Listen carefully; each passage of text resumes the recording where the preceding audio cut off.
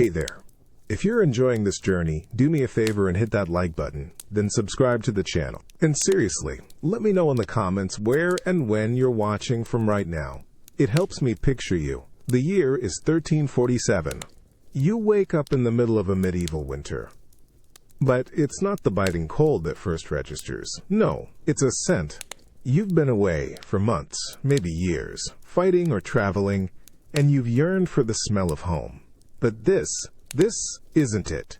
It's too cloying, too sweet, yet with an acrid edge, like old meat mixed with strange exotic spices you can't quite place, clinging to the damp earth.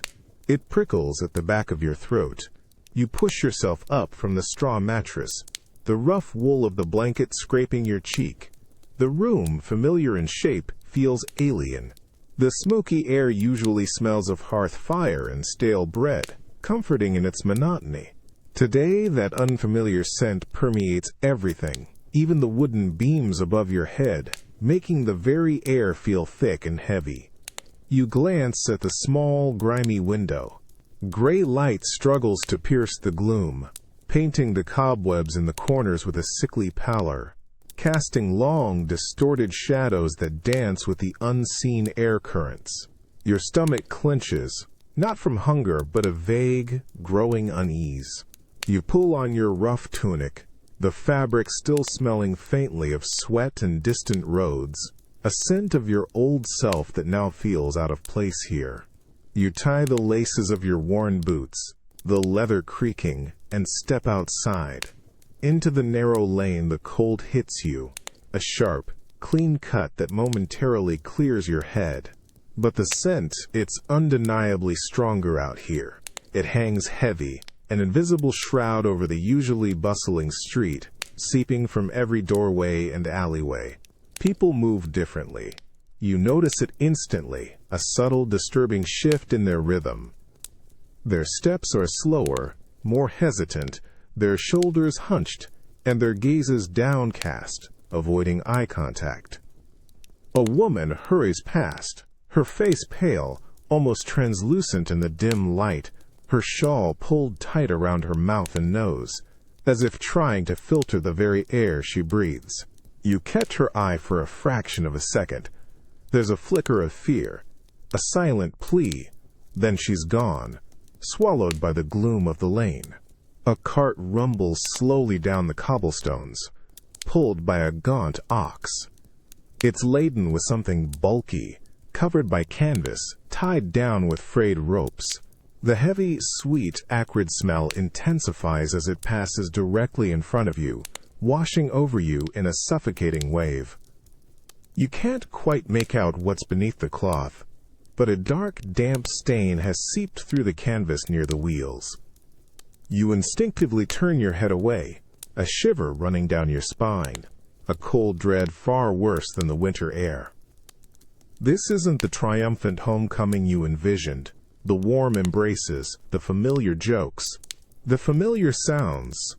The blacksmith's hammer, the distant bleating of sheep, children's shouts, are eerily muted, almost absent. Instead, there's a low, persistent hum, a dry cough from a nearby dwelling, an almost constant, unsettling quiet broken only by the creak of the cart and the whisper of the wind carrying that sickening perfume. You try to take a deep breath, to clear your lungs, but the air itself feels heavy, tainted, clinging to your tongue. It's the smell of home, yes, but a home transformed, subtly poisoned, its very essence twisted. You find yourself wondering what has changed, what silent plague has seeped into the very stone and timber, into the breath of the people, of the place you swore to protect. The warmth of your memory of home is a sharp contrast to this chilling reality. You feel a strange, hollow ache, a loneliness for a home that is physically here but spiritually absent. You reach for the battered leather satchel, a constant companion through dusty trails and sun-baked lands. Your fingers brush against its familiar, hardened surface, the scars of your journey etched into the hide. It lies heavier than you remember, a collection of memories and a few precious tokens from your time away. You pull the flap open, and a faint, dry aroma, like sun-baked earth and forgotten incense, drifts upwards. It's a ghost of the East, a stark contrast to the cloying scent that now saturates your very home.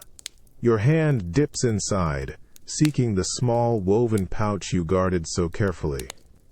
You remember haggling for its contents in a bustling marketplace, the air thick with unfamiliar languages, the vibrant colors of silks and tapestries, the dizzying array of sounds and smells. It was a treasure then, a symbol of your adventures, a taste of luxury to bring back to your humble life. Your fingers close around the rough linen, still feeling the faint grit of its exotic cargo. You pull it out. The pouch feels strangely warm against your palm, despite the biting cold around you. You untie the simple drawstring, your breath held, a ritual you've performed 100 times to show off your rare finds. A puff of fine, reddish-brown dust escapes, carrying with it a potent burst of scent: cinnamon, clove, nutmeg, allspice. But something is off. It's not the bright, vibrant explosion you recall, the heady perfume that once promised adventure and distant opulence. No. This version is muted, almost stale. There's a sour note beneath the sweetness, a whisper of something metallic, like old coins or dried blood, that wasn't there before. It clings to the back of your throat, making you cough, a dry, rasping sound that echoes in the unnatural quiet of your small room. You pour a small amount onto your palm, the fine powder staining your skin. It looks the same, a rich, earthy color. You bring it closer, inhaling deeply, trying to reconcile the memory with the reality. The sweetness is there, but it's overlaid with a sharpness, a bitter edge that wasn't part of the allure. It's as if the journey itself, the passage through so many unfamiliar lands and experiences, has somehow permeated these inert crystals, altering their very essence. The exotic blend, once a symbol of prestige and discovery, now feels tainted, carrying a subtle, unwelcome echo of the world you've left behind, a world you helped to carve and conquer. You rub the powder between your thumb and forefinger, feeling the gritty texture, the slight oily residue. The scent lingers, tenacious, a physical reminder that not everything you brought back from your travels is as pure or as simple as you once believed. It makes you wonder about the other things you've carried home, the memories, the habits, the unspoken burdens. You close the pouch slowly, the exotic perfume now feeling heavy, a silent, fragrant witness to a change far deeper than any mere seasoning could impart. It's a curious thought, how something so small and seemingly innocuous can hold such a profound weight, hinting at the true cost of venturing so far from home. The sound hits you like a physical blow, rattling your teeth, vibrating through the soles of your worn boots.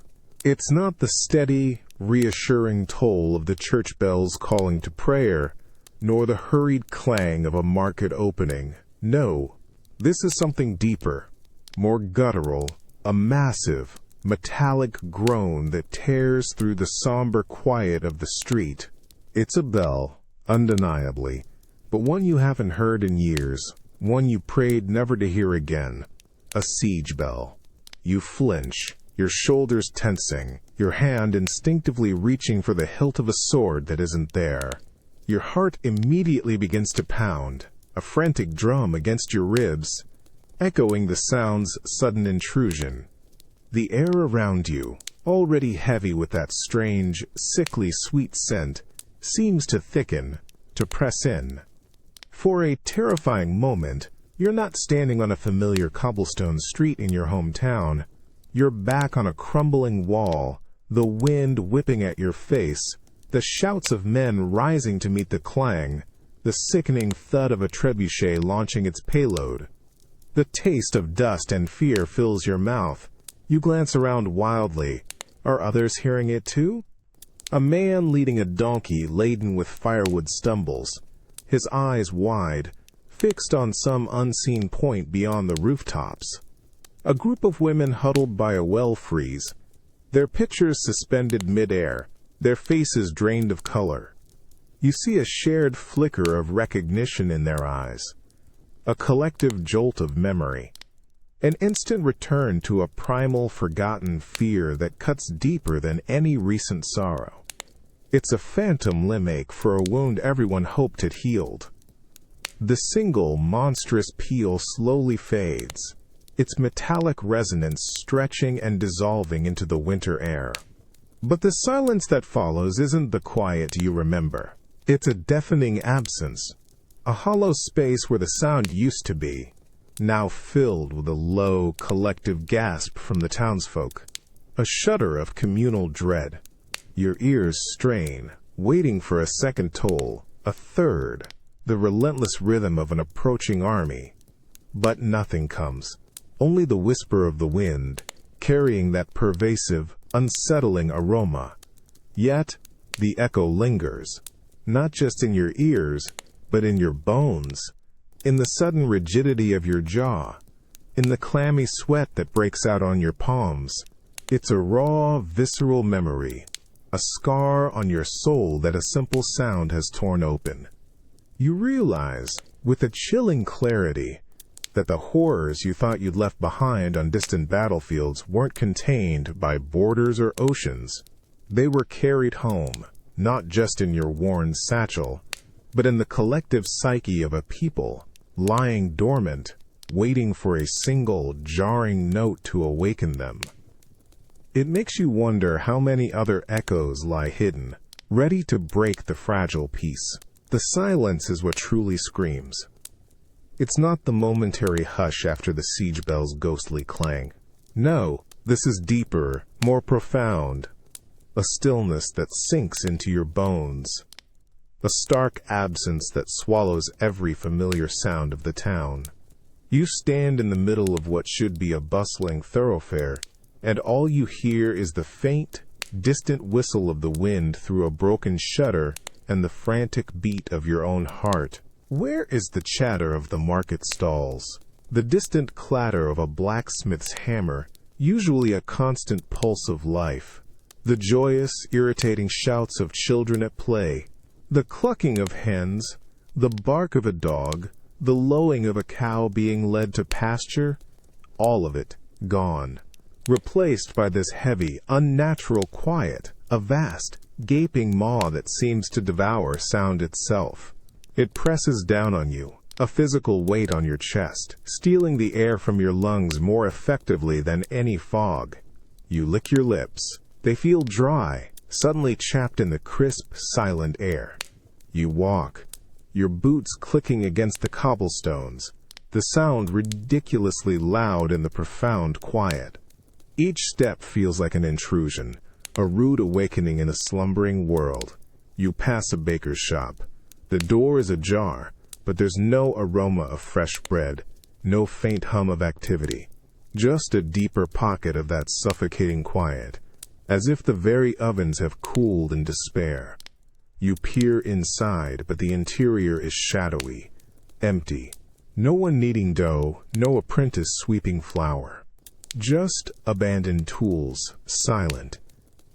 Further down the lane, you see a woman seated on a wooden bench outside her home, her hands clasped tightly in her lap. She stares blankly ahead, her eyes wide and fixed, as if watching something invisible unravel in the empty space before her. You pause, expecting her to acknowledge you, to offer a quiet greeting, but she doesn't stir.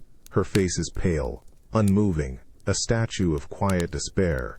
You feel an urge to speak, to break the awful stillness, but the words catch in your throat, choked by the oppressive atmosphere.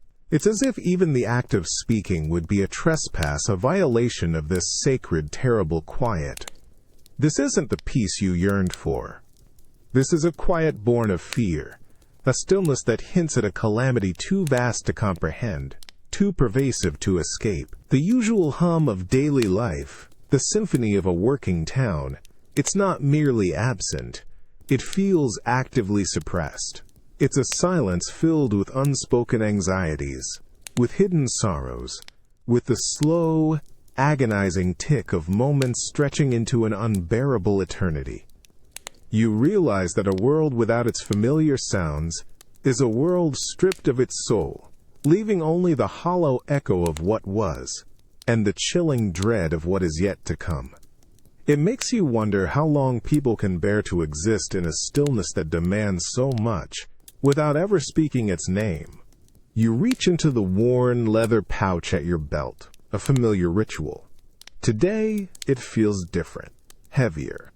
Your fingers brush past the few local coppers, seeking something more substantial, something that bought sustenance in foreign bazaars, something that promised comfort upon your return. Your fingers close around it, a solid, weighty disc of unfamiliar alloy. You pull it out, holding it to the dim light filtering through the street's perpetual gloom. It isn't the bright, gleaming silver of your homeland, but a duller, ochre-colored metal, etched with intricate swirling patterns in a language you only half understood. On one side, a stern, unfamiliar visage stares out. On the other, a towering, stylized palm tree, a stark symbol of the desert lands you've journeyed through. The cool, distinct weight in your palm is a tangible echo of battles fought, victories won, of distant markets and strange faces. You step up to a makeshift stall, barely a wooden plank across two barrels, where an old woman sits hunched over a few withered turnips and a single hard loaf of bread. Her eyes, sunken and guarded, lift slowly to meet yours. You hold out the foreign coin, a silent offer for the meager fare. Her gaze drops to the coin, then back to your face. Her brow furrows, a network of weary lines deepening. A flicker of something unreadable passes through her eyes.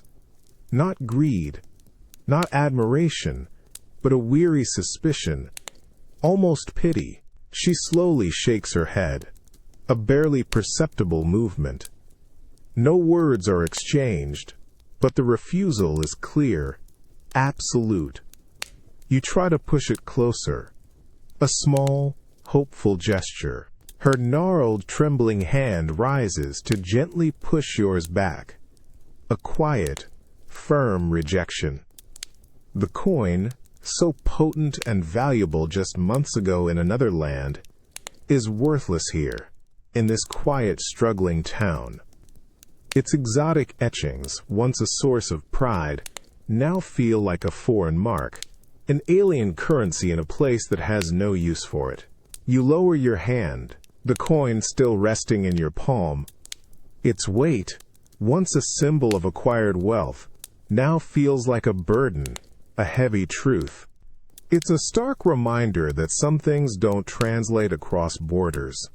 The treasures you brought back might carry an unseen cost, an unwelcome connection to the very places that have now, perhaps, sent something far more insidious home. The wealth of distant lands means little when the fabric of your own home begins to unravel. The chill of the wind bites at your exposed hands, a familiar, almost comforting pain after the heat of distant lands. You pass by the abandoned stalls, the silence of the street still a heavy shroud, but your mind is no longer fixated on the overarching dread. Now, a different kind of burden takes hold, one carried in the deeper pockets of your memory. You turn a corner, the narrow lane leading to the quieter edge of the town, and your gaze falls upon a small, humble cottage. Its thatch roof is thinning, its windows dark and uninviting. This isn't just any dwelling. It's the home of Thomas, a man you once shared rations with, a man whose easy laughter had often cut through the grim reality of the battlefield.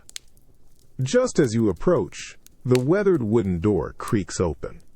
A woman emerges, her figure gaunt, her shoulders stooped. Her dark plain dress seems to swallow the little light that falls upon her. It's Alara, Thomas's younger sister. Her face, once round with youth, is now drawn and pale, her eyes deep set, shadowed with an exhaustion that goes beyond mere sleeplessness. They are the eyes of someone carrying a world of quiet sorrow. Her gaze, devoid of curiosity or even surprise, falls upon you for a brief moment. There's no recognition, no spark of remembered connection, only a dull, enduring pain that seems to stare right through you. In that instant, the world tilts. The cold street vanishes. You're back on a sun-baked plain, the air thick with dust and the metallic tang of battle. Thomas lies beside you, his breath ragged, his hand gripping yours with surprising strength. The blood blossoming on his tunic is a vivid, sickening crimson, his eyes already clouding. Search yours, pleading. His whispered words, barely audible over the distant clash of steel, were of Alara. Look after her. He'd rasped, his voice thin, a sacred trust delivered in the face of inevitable death.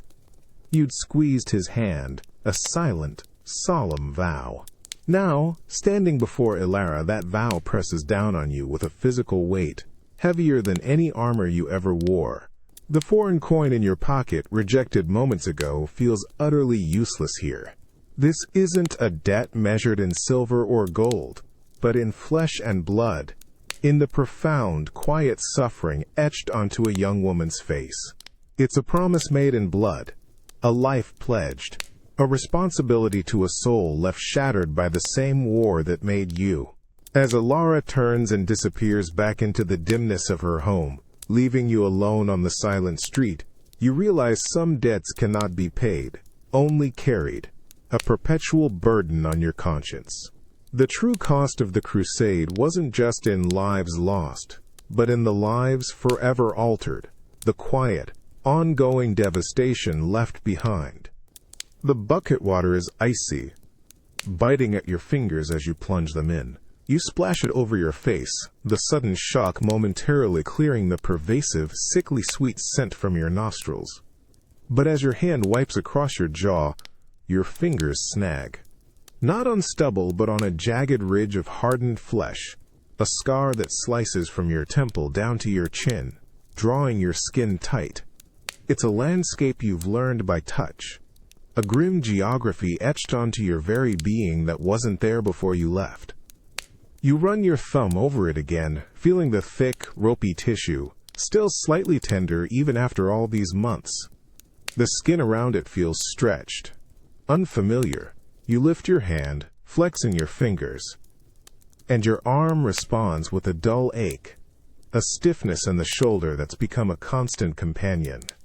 It's the ghost of a sword blow, a phantom weight that reminds you of every swing, every parry, every moment your flesh met steel. Your body, once lithe and unburdened, now moves with a slight hesitation, a protective instinct born of countless small traumas, a memory held in every joint and sinew. You catch your reflection in the murky surface of the water in the bucket. The face staring back isn't entirely your own. The scar pulls one side of your mouth slightly lower, giving your expression a permanent grimace, a severity that wasn't there before. Your eyes, once clear, seem shadowed, deeper, holding a weariness that mirrors the lines now carved into your face. It's a face remade, forged in the crucible of distant battlefields, bearing the marks of a violence you both inflicted and endured. As you step back into the street, you become acutely aware of the subtle way people look at you. Their glances linger for a fraction longer, not necessarily in fear, but with a quiet, knowing understanding. They see the scar, the stiff gait, the way you unconsciously favor your left side. They see a fellow veteran, perhaps, or merely someone marked by a world they can only imagine. The children, usually so bold, keep their distance, their curious stares tinged with a silent awe that borders on apprehension. You find yourself instinctively shying away from direct light, turning your head slightly, a futile attempt to hide what is now undeniably part of you. This new body, this vessel of old scars and stiffened limbs, is a constant, tangible whisper of the past. It's a map of your journey, written not in ink, but in flesh. And you realize, with a heavy clarity, that the violence of war doesn't just end when the fighting stops. It reshapes you, carving new forms into your very being, a permanent, living testament to the price you paid, and perhaps the price Europe is now beginning to pay. It's a silent confession, carried in every ache, every glance, every reflection. The sudden clatter of metal on stone makes you flinch, a sharp, involuntary jerk that pulls your shoulders tight to your ears. It's just a dropped bucket, you tell yourself, its tinny echo bouncing off the nearby wall. But your body doesn't listen. Your heart immediately leaps into a furious sprint against your ribs, a frantic drumming that momentarily deafens you to all other sounds. The air tastes like ash, and a cold sweat instantly beads on your forehead, trickling down your temples. Your vision narrows, focusing intensely on the source of the noise, your muscles tensing, ready to react, to defend, to strike. Your hands clench into fists at your sides, nails digging into your palms, a phantom weight of a sword hilt pressing into your grip. The low, sickly scent of the town seems to intensify, twisting into something acrid, smelling of fear and old blood. You're not in the quiet, shadowed lane anymore. You're back in the roar of battle, the sudden crash of a fallen shield, the shrill cry of a dying man. For a disorienting moment, the line between past and present blurs, violently. A young woman, who had been bent over a basket of vegetables near the fallen bucket, looks up. Her eyes, wide with her own mild surprise at the noise, meet yours. You see confusion in her gaze, a slight furrow of her brow as she takes in your rigid stance, your strained face, the almost imperceptible tremor in your hands. She simply retrieves the bucket, a mundane act, but her lingering glance holds a question, an unspoken acknowledgement of the disproportionate reaction she just witnessed. You see the silent query in her eyes. What is wrong with him? You force yourself to take a slow, deliberate breath, trying to push the phantom images back into the dark corners of your mind. The sounds of the street slowly filter back in, muted, distant. The rush of blood in your ears begins to subside, leaving a faint ringing. You release your clenched fists, your fingers feeling stiff and alien. The visible scars on your face are clear for all to see, a map of external wounds. But this reaction, this sudden, consuming wave of primal fear, is a deeper, unseen injury. It's a wound that doesn't bleed, doesn't scab, and cannot be tended with bandages or salves. It's a constant companion, an invisible chain that binds you to the violence you left behind, always ready to yank you back, no matter how safe your surroundings. You realize that while your body has healed, your mind carries a different kind of scar, one that might never fade. You are home, but a part of you is still in the thick of battle, forever on alert, forever fighting. And that, is a price far heavier than any visible wound. A hollow ache begins to spread behind your eyes, a dull throb that pulses with every beat of your tired heart. It's not the sharp pain of an old wound, but a deeper, more insidious feeling, a relentless pressure that seems to be pushing at the inside of your skull, blurring the edges of your vision. The world around you, already muted by the pervasive silence and that cloying scent, starts to feel even more distant, as if you're moving through water, heavy and slow.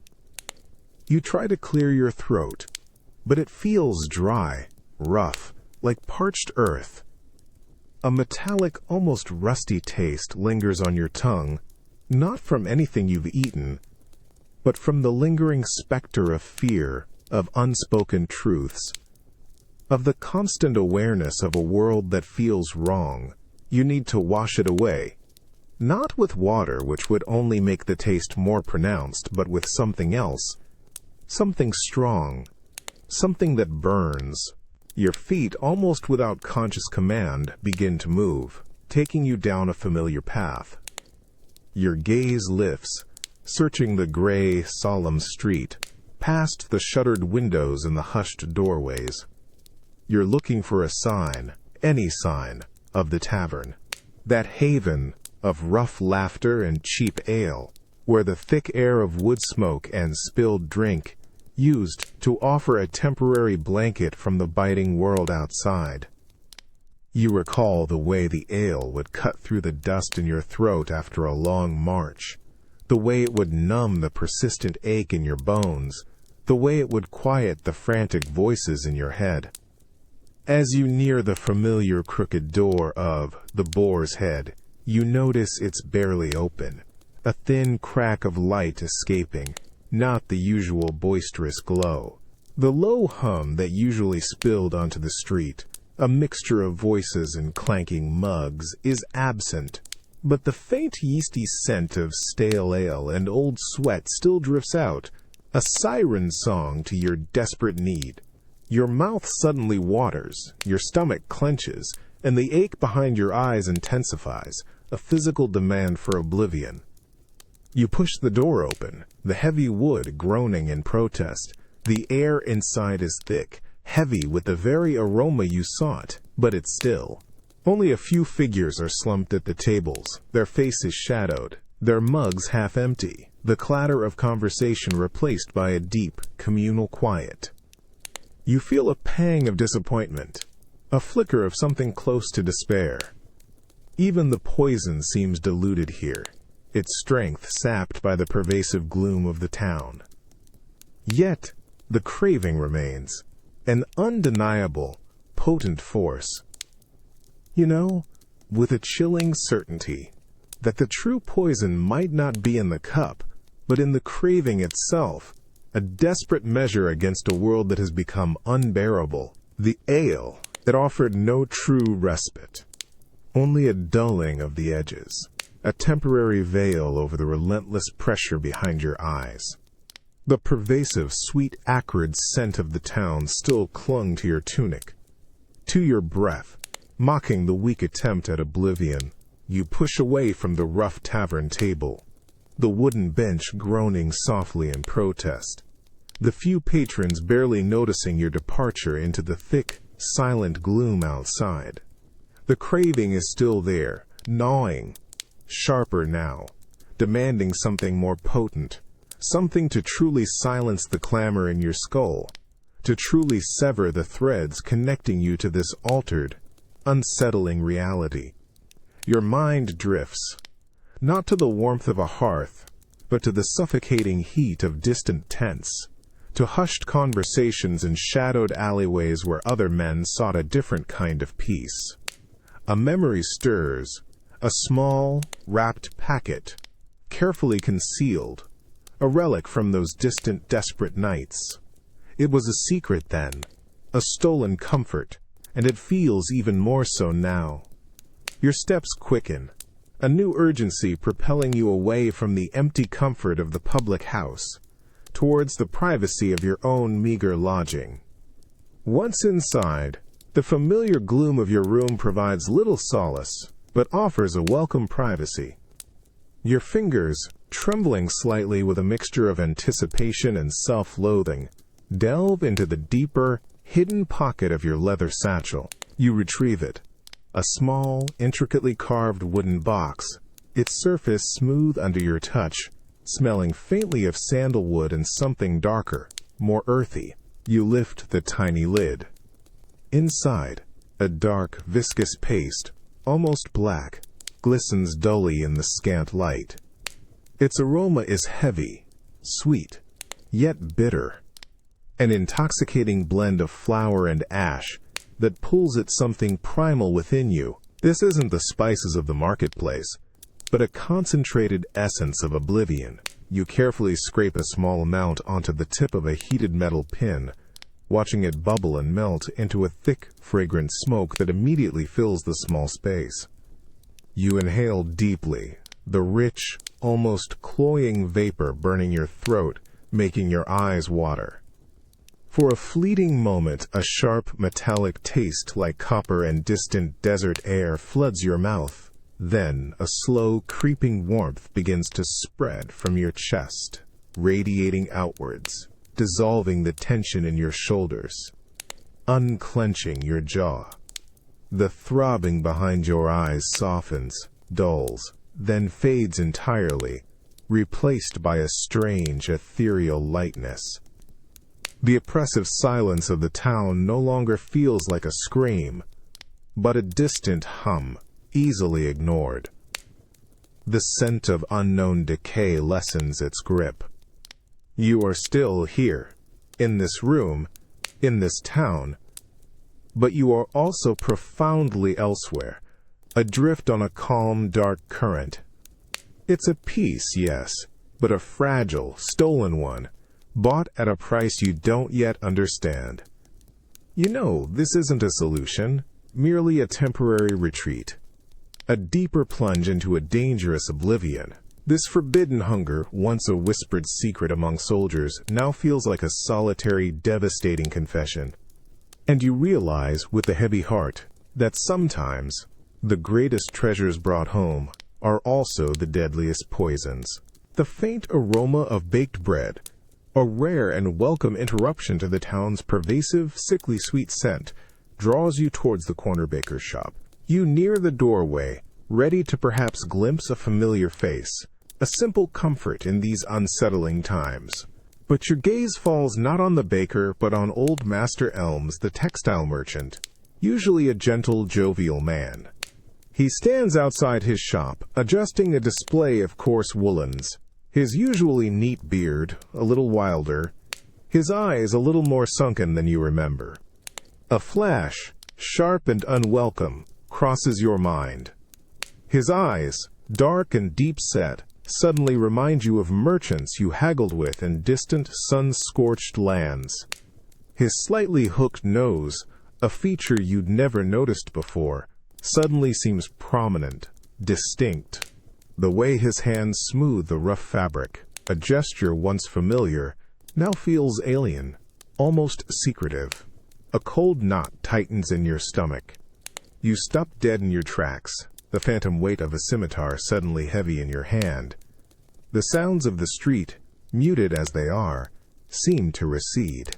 All that registers is the sight of Master Elms, suddenly transformed. He looks up, sensing your presence. A faint, tired smile begins to form on his lips, the kind of polite acknowledgement you'd expect from a neighbor. But to you, in that charged moment, it feels like a subtle, practiced deference, the wary look of someone who hides something, who belongs to an other, that must be observed with suspicion. Your own features harden, an involuntary tightening of your jaw, a narrowing of your eyes that you feel more than see. You don't return his greeting. You simply stare, your gaze stripping away decades of neighborly familiarity, replacing it with the brutal, unforgiving judgment forged in the crucible of war. He isn't Master Elms, the man who once mended your cloaks. He is simply different, suspicious. The nascent smile on his face falters, then vanishes completely. A flicker of confusion, then a subtle withdrawal, crosses his features. He drops his gaze, his shoulders hunching slightly, and he turns slowly back to his woolens, his movements now slow and deliberate, as if trying to shrink away, to become invisible. He senses the shift, the unspoken accusation, the sudden chasm that has opened between you.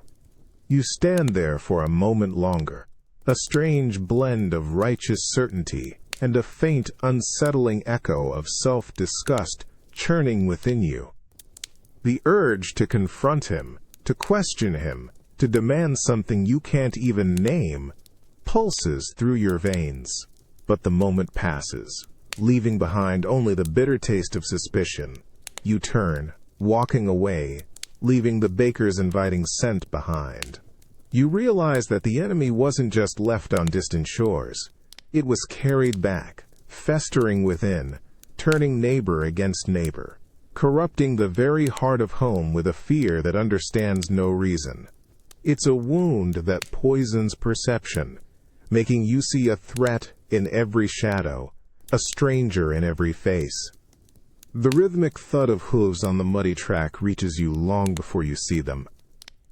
It's not the heavy, measured cadence of a lord's retinue, nor the hurried gallop of riders in swift pursuit. This is a different sound, a ragged, almost desperate beat, like a drum played off kilter, coming fast from the shadowed woods beyond the village outskirts. You pull instinctively into the coarse cover of a sagging oak, the rough bark cold against your cheek, your hand resting on an imaginary sword hilt that isn't there. A phantom weight you still feel. They burst into view. 6 figures on horseback, their steeds lathered with effort, their breathing harsh in the crisp winter air. At their head rides a man who's worn, but still identifiable. Breastplate gleams dully beneath a torn surcoat, once probably emblazoned with a proud, now forgotten device.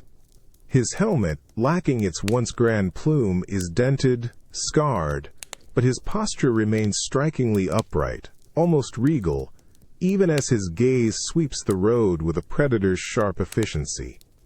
His men are a motley crew, bearing crude, scavenged weapons alongside remnants of their own battered armor, their faces grimed and shadowed, but they follow him with an unquestioning loyalty, honed perhaps on some distant, blood-soaked field.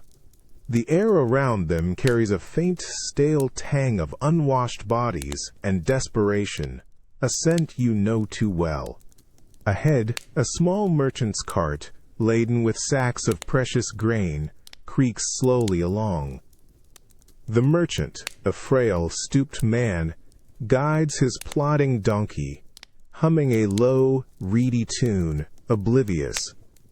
The bandit knight lifts a gloved hand, a silent, authoritative command. His men fan out, abruptly blocking the road, their horses snorting nervously.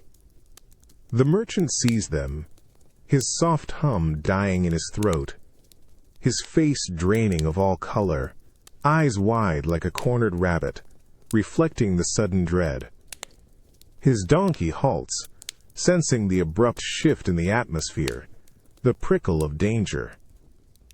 You watch, your breath held tight in your chest, as the leader dismounts. His movements are still precise, economical, like a soldier used to commanding and fighting. He walks directly to the merchant, who shrinks back against his cart, hands trembling, a low, terrified whimper escaping his lips. There's no shouted demand, no overt threat, just a silent, chilling confrontation. The knight's eyes, even from your distance, seem devoid of warmth, reflecting only a hard, desperate pragmatism, a cold calculation. One of his men, without a word, roughly unties a sack from the cart, its valuable contents spilling slightly onto the muddy road, a symbol of stolen sustenance. The merchant offers no resistance, his gaze fixed on the churned earth, utterly defeated. The bandit knight watches, impassive, a shadow of nobility twisted by necessity. You see the glint of steel at his hip, the familiar shape of a sword that once perhaps defended the innocent, protected the weak. Now it presides over their quiet terror, a silent guarantor of plunder. A cold knot tightens in your gut, a bitter taste of recognition filling your mouth. You've seen this chilling transformation before, this turning of the blade, not on an enemy in a distant land, but on one's own people, one's own kin. It's a bitter truth that the skills honed in the name of God, the violence sanctioned for a holy cause, can so easily be repurposed, redirected inward. You realize that the boundaries of war have utterly collapsed. The returning warriors, stripped of their purpose and facing an unrecognizable home, are now carving new, brutal territories within the very heart of Europe. The very protectors have become the scavengers, and in this altered landscape, no one is truly safe from the new order they bring. The chill hits you immediately, not just the biting cold of the winter air, but a deeper, almost spiritual cold that seeps from the ancient stone. You step through the heavy wooden doors of the church, the familiar scent of old wax and damp earth hitting your nostrils.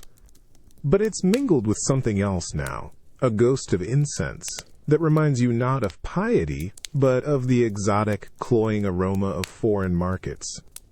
And even worse, the acrid smoke of burning villages. The air inside is heavy, thick with unspoken prayers and a pervasive stillness that is more suffocating than sacred. Your eyes, accustomed to the dim light of the street, slowly adjust to the profound gloom within. Stained glass windows, once vibrant tapestries of saints and martyrs, now seem dull, almost mournful, their colors leached by the low winter sun. The depictions of triumphant Crusaders, swords raised high, eyes fixed on heaven, used to stir a fierce pride within you. Now, as your gaze sweeps over them, they seem distorted, their heroic postures stiff and unnatural, almost mocking. You see not valor, but a grim, unyielding fanaticism that reminds you too much of the terror you wielded, the terror you witnessed.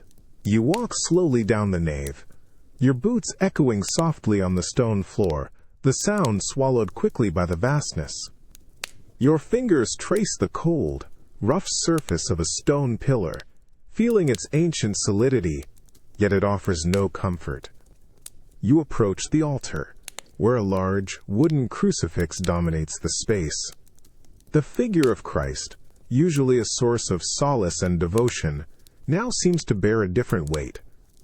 His suffering, once a symbol of selfless sacrifice, now merges in your mind with the countless screams you heard, the agonizing deaths you inflicted in his name.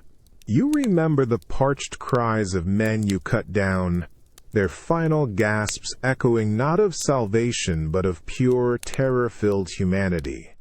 Was that truly God's will? A flicker of a memory, sharp and unwelcome, pierces through the haze. The scorching sun on the Holy Land, the desperate pleas of a dying man, not an enemy, but a pilgrim caught in the brutal crossfire, his eyes reflecting not hatred but profound confusion.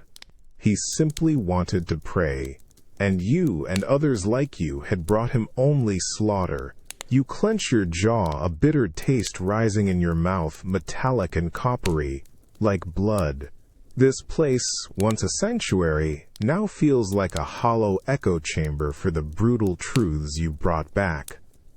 The righteous cause you fought for, the divine mandate you believed in, feels suddenly fragile, corrupted. The whispers of doubt, once faint and easily dismissed amidst the fervor of battle, now roar in the quiet of this holy place. You realize the true cost of those distant wars wasn't just lives or land, but the very sanctity of belief, the moral core of a continent, eroding from within, leaving only a chilling emptiness where faith once stood. You step out of the heavy church doors, the mournful quiet within giving way to a different kind of intensity in the street. The air is still frigid, still permeated by that pervasive, sickly sweet odor, but now it carries a new sharpness, a prickle of unrest. A crowd has gathered, not for market, not for solace, but for something more fervent. Their faces, usually etched with weary resignation, are now taut with a strained, almost desperate attention, all turned towards the makeshift pulpit of an upturned cart. A man stands upon it, a friar perhaps, or a returning pilgrim, his robes worn, his hair disheveled. His voice, hoarse and raw, cuts through the stillness, not with quiet prayer, but with a searing, impassioned fervor. He speaks of impurity, of hidden evils, of the insidious rot that creeps into the very soul of the community. You hear the rhythmic cadence of his speech, feel its relentless beat against your chest, even if the exact words blur into a single, resonating drone of accusation and righteous fear. You watch the faces in the crowd. Their eyes dart nervously, not at the speaker, but at each other. You see suspicion blossoming, like a poisonous flower, in glances exchanged between neighbors. The usual familial warmth is gone, replaced by a hardened scrutiny. An older woman clutches her worn crucifix, her knuckles white, her gaze fixed with terrifying intensity on a young man at the edge of the crowd, whose face is flushed with a feverish pallor. The unspoken accusation hangs heavy in the air, a palpable tension. Then, a sudden, sharp gesture. A gnarled hand from the crowd points, not at the speaker, but directly at the young man with the flushed face. There's no shout, no explicit call to action, just that single, stark accusation, a silent command. The crowd shifts, a collective intake of breath, a tightening of the circle. Their faces, once simply attentive, now twist into a unified mask of righteous anger, a cold, unyielding resolve. You see the same rigid set of jaws, the same narrowed, unforgiving eyes that you once witnessed on the battlefield, directed at enemies in a distant land. But now they are turned inward upon their own. A shiver runs down your spine, colder than any winter wind. This isn't the faith you remembered, the shared comfort of communal worship. This is something harder, sharper, a rigid shell of belief that has calcified into a weapon. It's the chilling echo of the zeal that drove you eastward, now returning home, not to cleanse infidels, but to purify itself, no matter the cost. You realize, with a heavy heart, that the crusade didn't just transform the lands you conquered. It reshaped the very soul of Europe, hardening its faith into a dangerous, unforgiving fanaticism that threatens to consume its own. The enemy, it seems, has become everyone. You reach for the heavy iron handle of what used to be your favorite tavern door, your fingers instinctively seeking the familiar cold metal. The worn grip, smooth from countless hands, still feels the same, a tiny anchor in this unsettling town.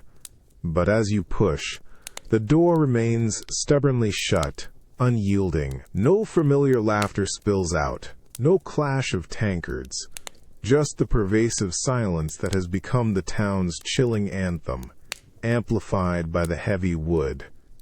You push again, harder this time, a surge of irritation mixing with a deeper, unidentifiable ache in your chest.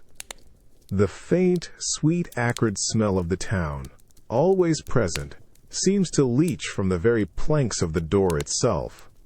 A woman passing by, her face hidden deep in her shawl against the biting winter air, stops abruptly. Her gaze flicks from the closed tavern door to your face, lingering on the jagged scar that pulls at your cheek. She doesn't offer a word, not a gesture of recognition or sympathy, just a swift, almost fearful assessment before she quickly skirts wide around you, pulling her shawl tighter and hurries on, her footsteps muffled by the mud. You watch her go, a fresh wave of cold washing over you, not from the wind but from the stark indifference in her eyes. It's the look you might give a lone wolf spotted too close to the flock. not the glance for a returning son of the village. The cold prickles at your skin, reminding you of distant, desolate nights. You look down at your rough, travel-stained tunic, the scuffed boots, the exotic foreign coin still heavy in your pocket. These were the proud marks of your arduous journey, your triumph, the hard-won symbols of your experience. Now they feel like foreign brands, isolating you, setting you apart from the very people you fought to protect. Your own hand, scarred and hardened, feels alien as you run it over the tavern door, tracing the faint, familiar carvings you once admired. A small bird, a stylized sheaf of wheat. This place, once a roaring hearth of fellowship, is now just a facade, its heart gone, its spirit extinguished, leaving only the shell. You turn away from the door, the refusal of entry, silent but absolute, echoing in your mind.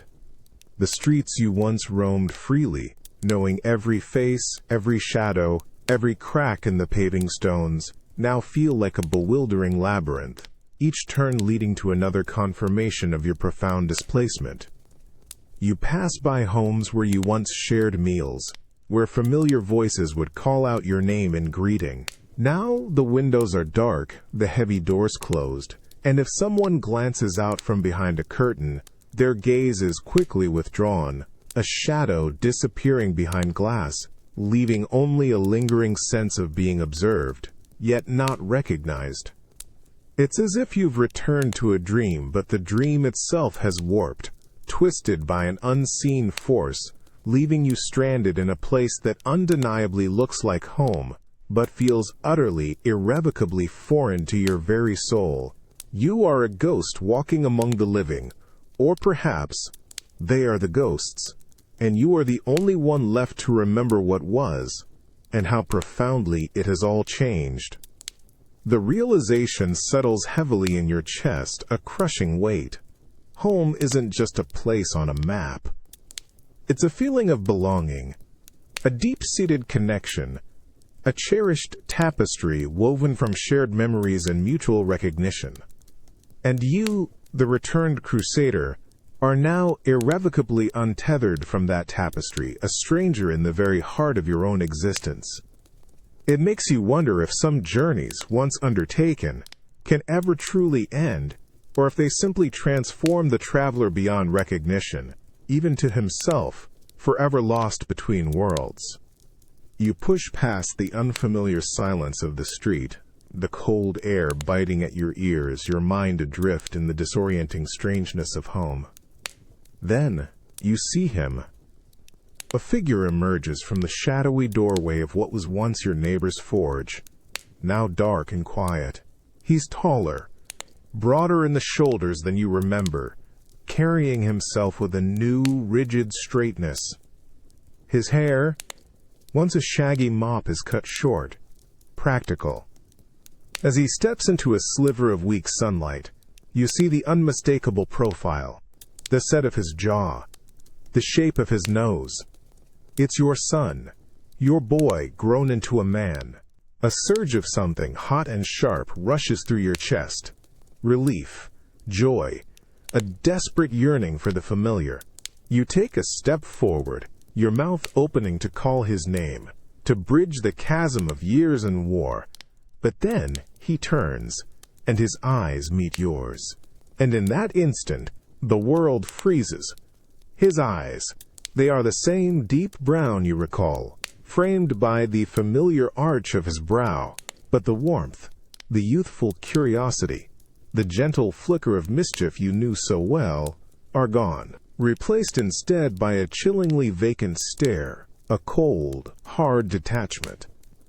There's a hardness around them, a subtle tension in the muscles of his face that hints at constant vigilance, a readiness to strike or defend. It's the look of a man who has seen too much, done too much, but without the weariness you carry. His is a predatory stillness. He doesn't offer a smile. There's no rush of recognition, no visible jolt of memory at the sight of his father, returned from distant lands. His gaze simply sweeps over you, assessing, categorizing, as if you were just another stranger on the road, another obstacle, another potential threat. The scar on your face, the weariness in your own eyes, the stiff set of your shoulders. He sees it all, you feel it. But there's no understanding, no empathy, only a clinical observation. You stop, your hand dropping, the words dying in your throat. This isn't the boy you left behind, the one who would run to greet you, whose laughter filled the courtyard. This is something else, something forged in a different crucible than the one you remember. His face is the same, yes, a hauntingly perfect replica, but the soul behind it feels utterly alien. The boy is gone, swallowed, replaced by this hardened stranger who wears his features like a mask. You feel a sudden, piercing cold, deeper than the winter air. A chilling realization that your crusade, your brutal lessons, have echoed back to infect your very bloodline, turning innocence into something cold and efficient. He turns then, without a word, without a nod, and walks away into the shadows of the alley, his stride purposeful, unburdened by emotion. You stand there, utterly hollowed, as if a vital piece of yourself has been ripped away, leaving only an aching void.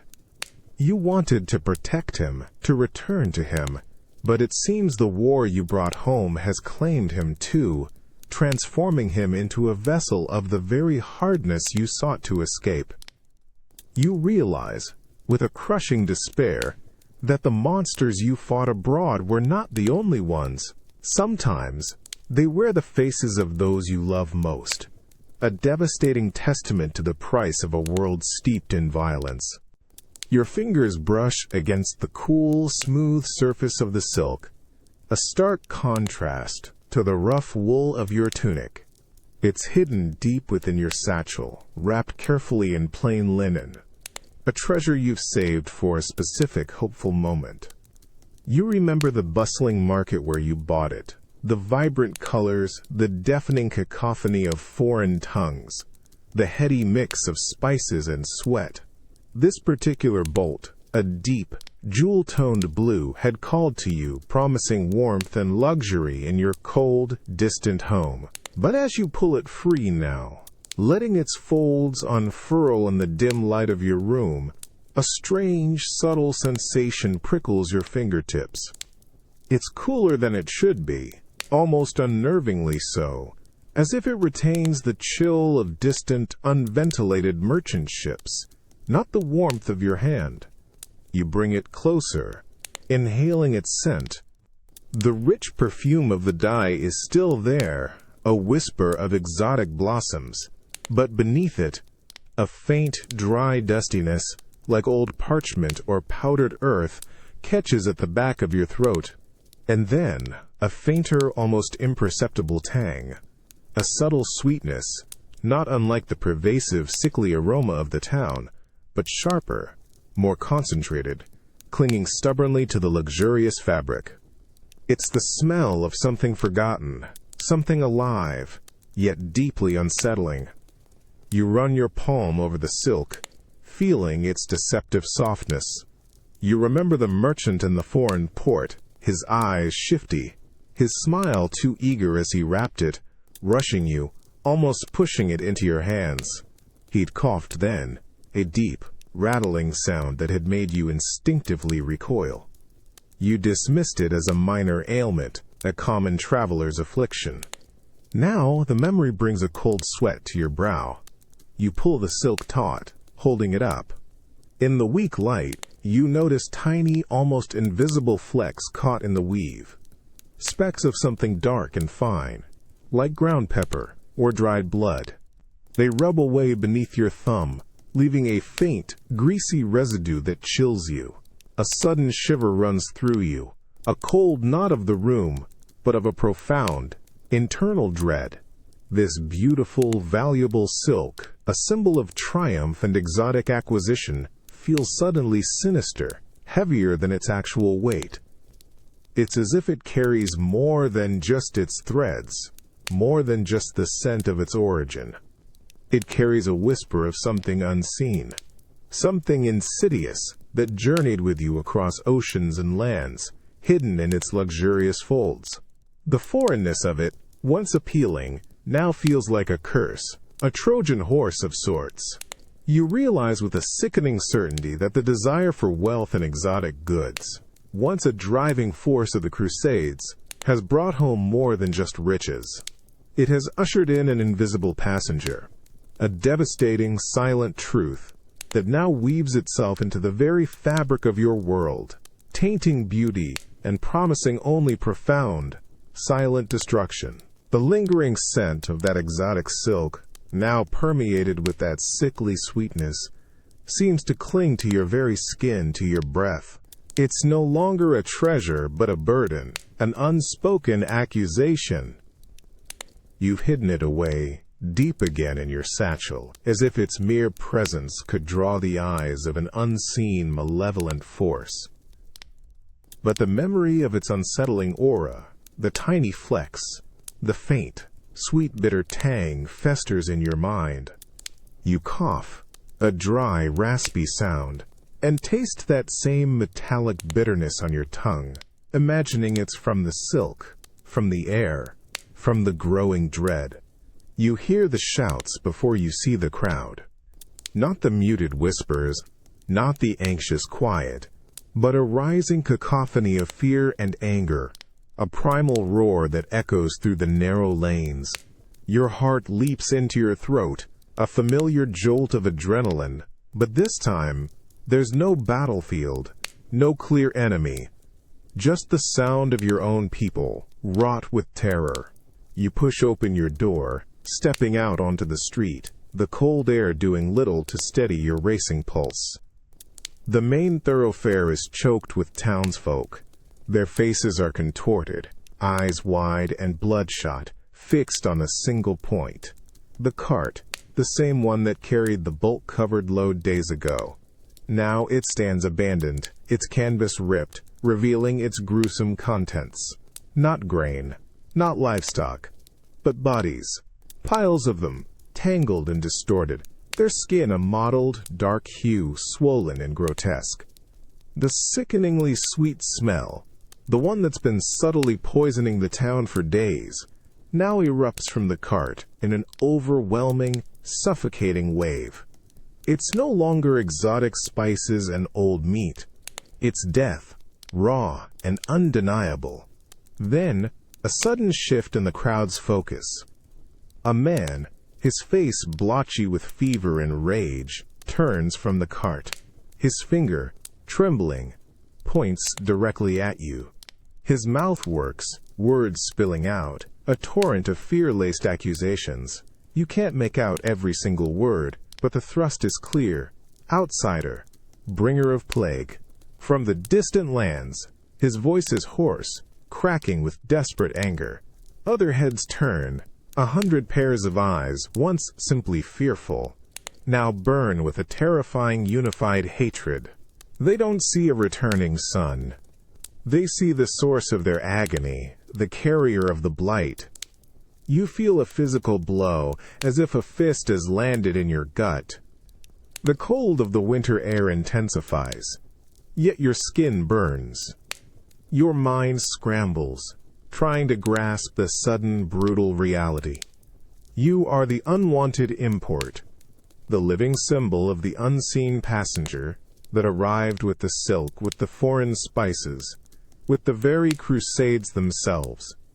The crowd surges, a low growl emanating from their collective throats, a dangerous, unwavering wave of fury. Their hands, once familiar, now seem like grasping claws, ready to tear. You stumble backward, a single, desperate thought piercing through the terror. Run. Not away from a foreign enemy, but from your own people, from the very home you fought to return to. The accusations echo in your ears, a deafening indictment. This is the banishment. This is the price. The crusade, which promised glory, has returned you not as a hero, but as a pariah, a living embodiment of Europe's silent, agonizing payment for a war brought home.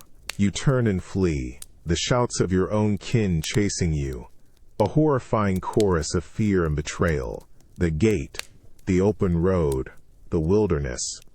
It's all that's left, a desolate sanctuary from the very people you once called your own. The rough, splintered edge of the broken fence post digs into your palm. You're trying to wedge it back into the mud to shore up a gaping hole in what used to be a neat perimeter around your abandoned home.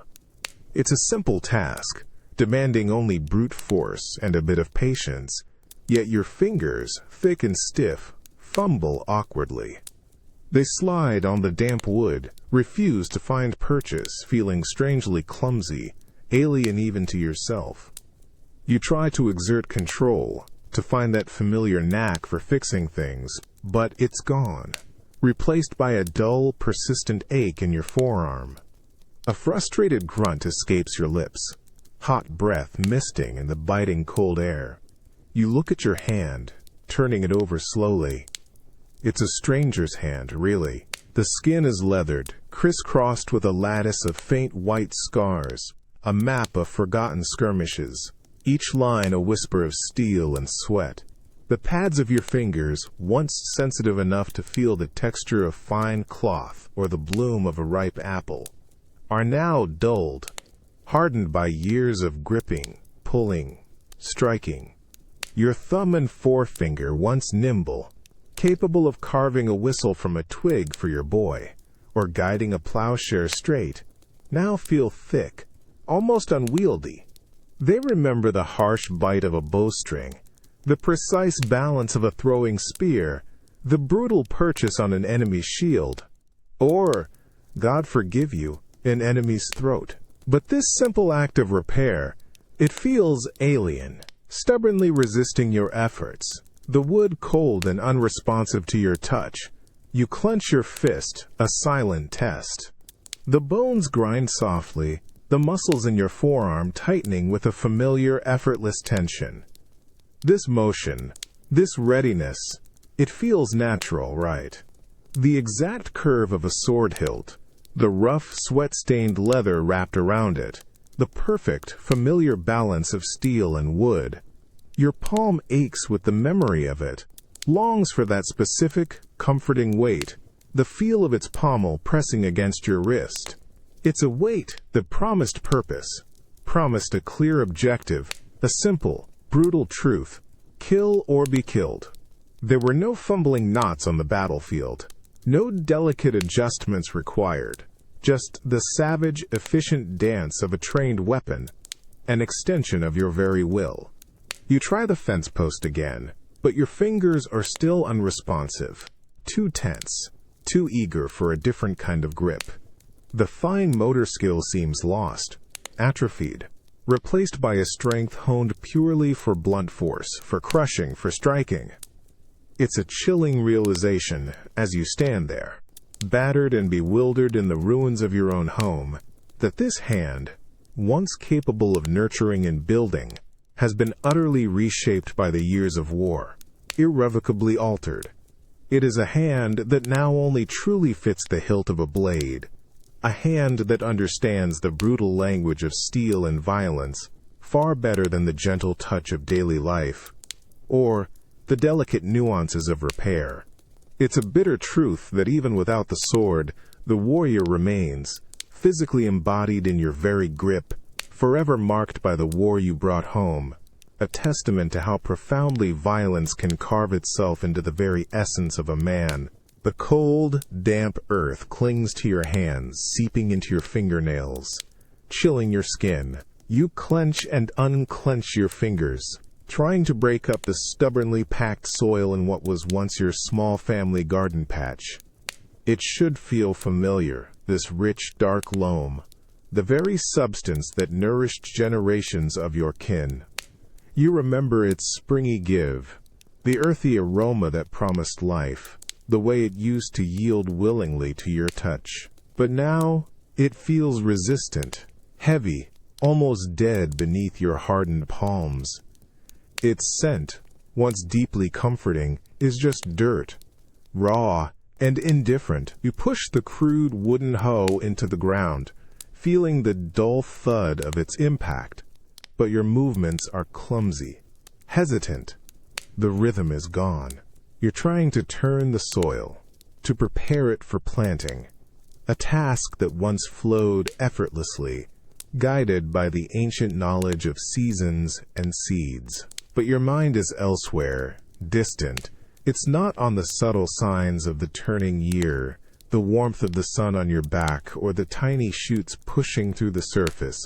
No, your thoughts are fragmented, drifting to the scorched earth of distant plains, to the rough sun-baked dust that choked your lungs, to the dry stony ground where you buried your fallen comrades, or left your enemies to rot. This fertile soil feels utterly alien compared to that brutal reality. A tiny green shoot, tenacious and defiant, pokes its head through a crack in the hardened dirt nearby. Your eye catches it, but not with the appreciation of a farmer. Instead, you see a vulnerability, a fragility, a weakness that would be easily trampled, easily consumed.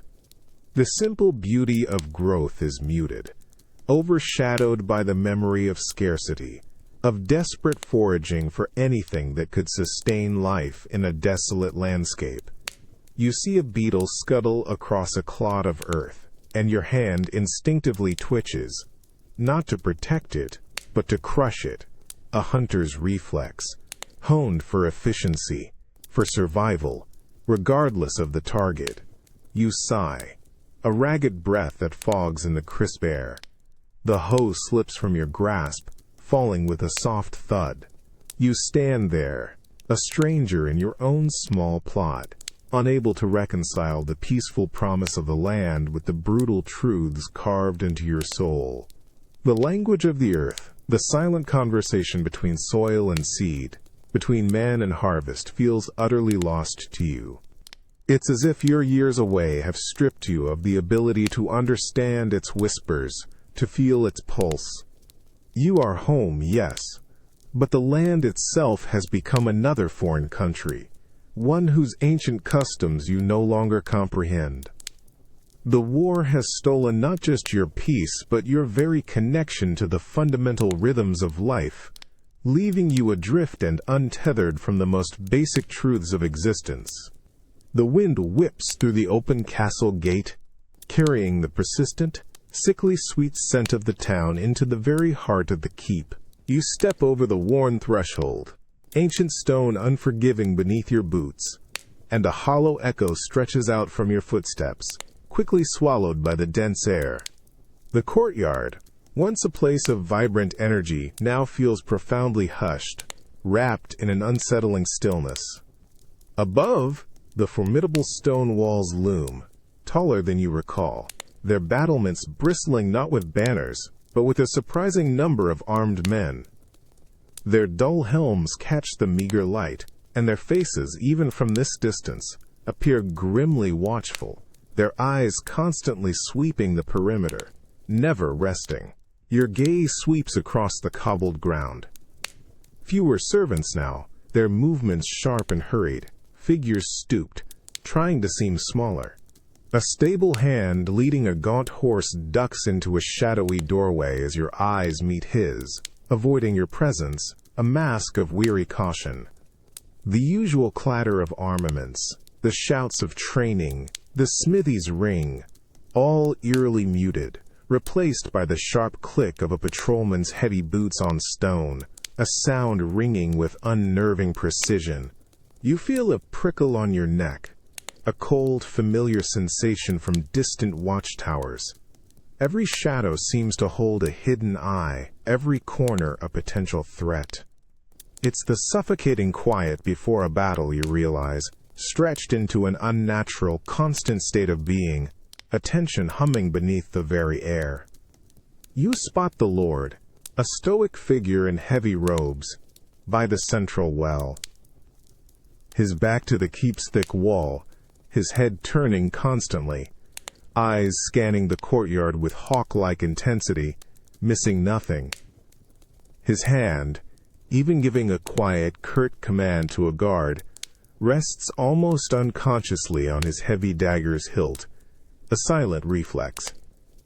The lines etched into his face, once marks of wisdom, are now carved deep with pervasive weariness, a profound, unyielding distrust that has aged him. He's not simply governing, he's perpetually defending against an unseen enemy, a creeping dread infiltrating his stronghold.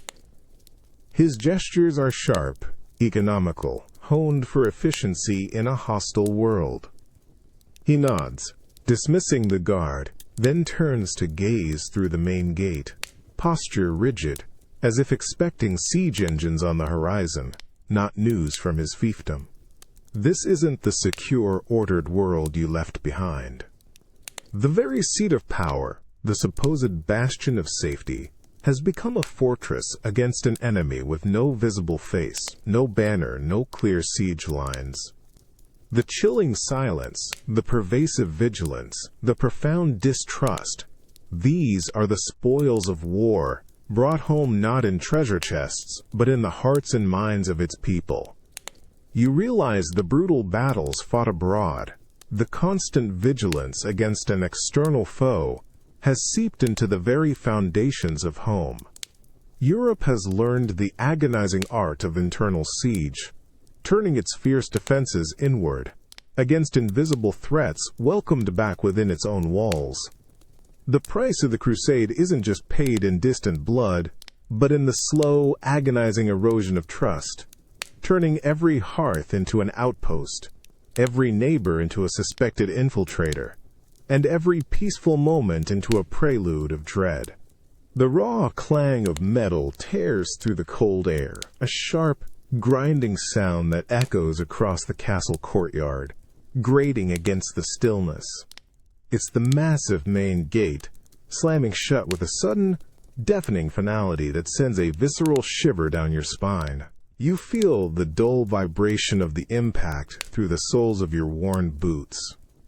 A physical punctuation mark on the day's anxieties, on the mounting unease that has settled over this place. Heavy chains drag across the rough stone, groaning under the strain, pulled taut with a grim determination, securing the colossal timbers. The gate is not simply closed, it is sealed, barricaded against some unseen pervasive threat. The persistent, sickly sweet scent of the town still manages to waft in, carried on the biting winter wind, but here, within these ancient walls, it's overlaid with something sharper, more aggressive. The acrid tang of newly sharpened spearheads, the sour smell of fresh sweat mingled with old fear, and the damp, metallic scent of countless tons of iron. The familiar stone walls of the keep, once a towering symbol of unwavering protection and ancestral strength, now feel like a confining cage, their ancient might brutally turned inward, trapping rather than safeguarding. Every echo feels trapped, every breath feels constrained. You watch from the deep, shadowed archway of an unused stable, your body instinctively pressing back against the cold, rough stone, seeking to blend into the deepening gloom. A squad of the Lord's men, grim-faced and heavily armed, moves with a practiced, almost unnerving predatory efficiency across the cobbled ground. Their dull helms are pulled low, obscuring their eyes, but you feel their gazes constantly sweeping, restless and suspicious, not for an external besieger, but for any sign of weakness, for whispers in the shadows, for the slightest hint of discontent within their own ranks, among their own people. One of them, a hulking brute, whose scarred face you remember from the brutal, sun-baked campaigns in the East, roughly shoves a young stable boy aside with the butt of his spear, clearing the path to a small, sagging wooden shed near the old well. The boy, perhaps no older than your own son was when you left, stumbles, a choked gasp escaping his lips. His eyes are wide with a mixture of raw fear and bewildered, helpless resentment. Then he scrambles away, vanishing quickly into the throng of other huddled villagers who press themselves against the thick castle walls, trying desperately to become invisible, to shrink from the soldiers' cold, assessing stares. The usual vibrant clamor of the castle courtyard, the shouts of training, the rhythmic ring of the smithy's hammer, all are eerily muted, replaced by the harsh, sharp click of the patrolmen's heavy boots on stone, a sound ringing with an unnerving, deliberate precision, a constant reminder of their presence, their absolute control. You feel a prickle on your neck, a cold, familiar sensation from distant watchtowers. Every shadow seems to hold a hidden eye, every corner a potential threat. It's the suffocating quiet before a battle, you realize. Not on some distant plain, but here, within your own home, stretched into an unnatural, constant state of being, a palpable tension humming beneath the very air. They reach the shed, their movements economical and brutal. One of the soldiers raises his heavy boot and kicks the flimsy wooden door open with a splintering crash that echoes loudly in the charged silence.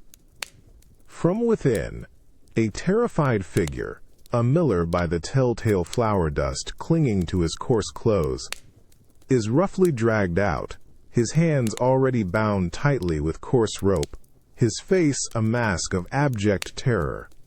His eyes dart desperately, pleading silently with the impassive soldiers, searching for any sign of mercy or understanding that simply isn't there. You feel it first as a faint prickle, a tiny, almost imperceptible irritation in the fleshy pad of your thumb. You dismiss it, rubbing it idly against your worn tunic. No deep gash, no gaping wound, nothing that commands your immediate attention after years of far greater injuries. But as the hours crawl by, a dull, persistent ache begins to bloom, a small, insistent beat, like a distant drum, thrumming just beneath the surface of your skin. It's barely visible, a minute dark speck, a sliver of wood embedded deep, but it festers. You try to ignore it, to busy your hands with the mundane tasks of a quiet, unrecognizably altered home. You pick up a piece of rough, splintered firewood. Your hardened fingers, accustomed to the brutal grip of a sword hilt, feel clumsy, insensitive. The warmth that usually flows through your limbs, a remnant of former vitality, now feels concentrated, unsettlingly hot, in just that one small spot. You press your other thumb against it, trying to squeeze it out, a practiced reflex from countless small nicks and cuts. But this splinter is different. It's too deep, too stubborn.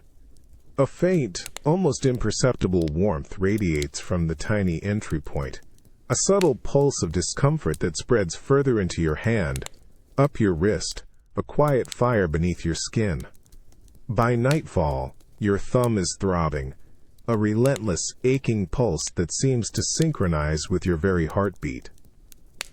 The skin around the tiny speck has darkened, a faint purplish bruise spreading outwards, tender to the lightest touch. The familiar, cloying scent of the town seems to take on a new, more personal dimension.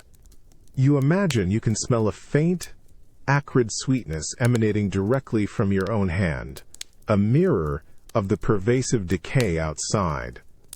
It's a chilling thought, how such a small, ignored intrusion can begin to poison from within, subtly, relentlessly, turning a minor discomfort into a more profound, disquieting sensation. You remember the damp, dark planks of the merchant ship that carried you back from the Holy Land, its holds teeming with men and goods, its timbers groaning, splintering with every wave. Perhaps it was there, a forgotten fragment clinging to the rich, foreign silk in your satchel, a silent passenger from the shores you left behind. You lie awake, the insistent throb a constant reminder of the unseen battle waging within your own flesh. The warmth spreads further, a subtle fever taking root. This tiny splinter, a minuscule wound you would have scoffed at in the heat of battle, now feels like a profound personal invasion, a seed of something insidious planted deep. You realize, with a heavy, sickening certainty, that some of the greatest devastations don't arrive with a clash of armies or the roar of a siege bell. They begin with the smallest, most easily overlooked injury, a single, festering point of corruption that spreads silently, relentlessly, through flesh, through mind, through an entire kingdom, until it threatens to consume everything. It's a bitter truth that the tiniest wound, ignored, can ultimately cost you everything. The chill of the stone table seeps through the worn fabric of your sleeve, but your hand, scarred and calloused, holds something far colder, a small, silver-bound reliquary. You are in the silent, shadowy sacristy of the church, the air thick with the faint scent of old incense and dust, a solemn aroma that no longer evokes comfort, but a weary sense of historical weight. This object, a treasured piece brought back from the Holy Land by a merchant, or perhaps another Crusader, now lies nestled in your palm. It's supposed to contain a fragment of the true cross, a powerful token of divine grace, its very presence, a promise of salvation. You turn it over, the tarnished silver cool and smooth beneath your fingertips. Intricate, devotional carvings adorn its surface, but your eyes are drawn to the small, irregular aperture at its center, where a sliver of dark wood is visible. You bring it closer, angling it towards the faint light filtering through a high, grimy window. You scrutinize the wood. It's dark, old, undoubtedly, but you remember the parched, sun-bleached timber of 1,000 ancient crumbling structures in the Holy Land. This piece, however, seems unnervingly clean, too perfectly preserved, its edges almost too smooth for a fragment claimed to be centuries old, exposed to the ravages of time. And then you see it, a tiny, almost imperceptible seam on one side, a hairline fracture in the wood grain that doesn't quite align, suggesting a meticulous, yet ultimately false, reconstruction. A cold, bitter wave washes over you, deeper than the pervasive chill of the sacristy. Your stomach clenches, and a metallic taste, sharp and unpleasant, fills your mouth. This isn't just an ancient relic, it's a fabrication. A clever one, yes, a testament to the skill of its maker, but a calculated lie nonetheless. The profound reverence it once commanded, the desperate hope it was meant to embody, shatters in your grasp, leaving only a hollow emptiness. You remember the countless market stalls in Antioch, in Acre, overflowing with such holy trinkets, hawked by desperate merchants to equally desperate pilgrims and soldiers, all seeking a tangible piece of divine intervention, a physical shield against the brutal reality of their lives. You glance around the hushed room. An old priest, his shoulders stooped, his face a map of weary lines, moves slowly by the main altar, carefully arranging a display of other sacred objects, his movements lacking any genuine fervor, seeming almost automatic. He doesn't look up, but his silence, his slow, deliberate motions, speak volumes. You imagine he has seen such things before, held them in his trembling hands, felt the weight of their deception. His faith, like so many others perhaps, has been quietly eroded by too many such treasures, too many promises that never truly delivered. Outside, in the town, the usual daily rhythms are stifled. the air heavy with an unknown dread. You think of the despairing faces of your neighbors, their prayers now just whispers, their belief in anything, even God, thinning with each passing day. The very core of their spiritual solace, once as solid as these ancient stones, feels hollowed out, consumed by doubt. You slowly rewrap the reliquary, its supposed sanctity utterly stripped away, and place it back on the table. It feels heavier now, a crushing weight of deceit. The crusade, which promised to reclaim holy truth, has brought back not only plague and corruption, but also profound spiritual dishonesty. It has sown the seeds of doubt, a devastating blight that eats away at the very heart of Europe's faith, leaving it vulnerable, cold, and easily manipulated. You realize the ultimate price for pursuing distant holy wars with unholy means is not just measured in lives or land or wealth, but in the slow, agonizing death of belief itself, leaving only a chilling emptiness where a guiding light once stood. The roar of the crowd hits you first, a primal, guttural sound that vibrates through the very ground beneath your feet, vibrating up through the soles of your boots. It's not the cheerful clamor of a festive gathering, but a sharper, hungrier noise, like a pack of wolves baying for blood. The air is thick with the pervasive, sickly sweet scent of the town, but here, in the jousting lists, it's overlaid with a metallic tang you know too well. The sharp, coppery smell of sweat and fear, mingling with the faint, unsettling aroma of horse dung and churned earth. Your eyes sting from the dust kicked up, a gritty film coating your tongue. You crane your neck, pushing through the dense throng of onlookers. Their faces are not adorned with smiles and joyous anticipation, but with a stark, almost morbid intensity. Their eyes are wide, fixed, reflecting a desperate hunger for spectacle, for release. Children, usually held high to witness the chivalric display, cling silently to their parents' legs, their faces pale and drawn, sensing the change in the atmosphere. The colorful banners, once snapping gaily in the wind, now seem faded, almost mocking, against the grim backdrop of the arena. Then you see them, two figures on horseback, thundering towards each other down the length of the list.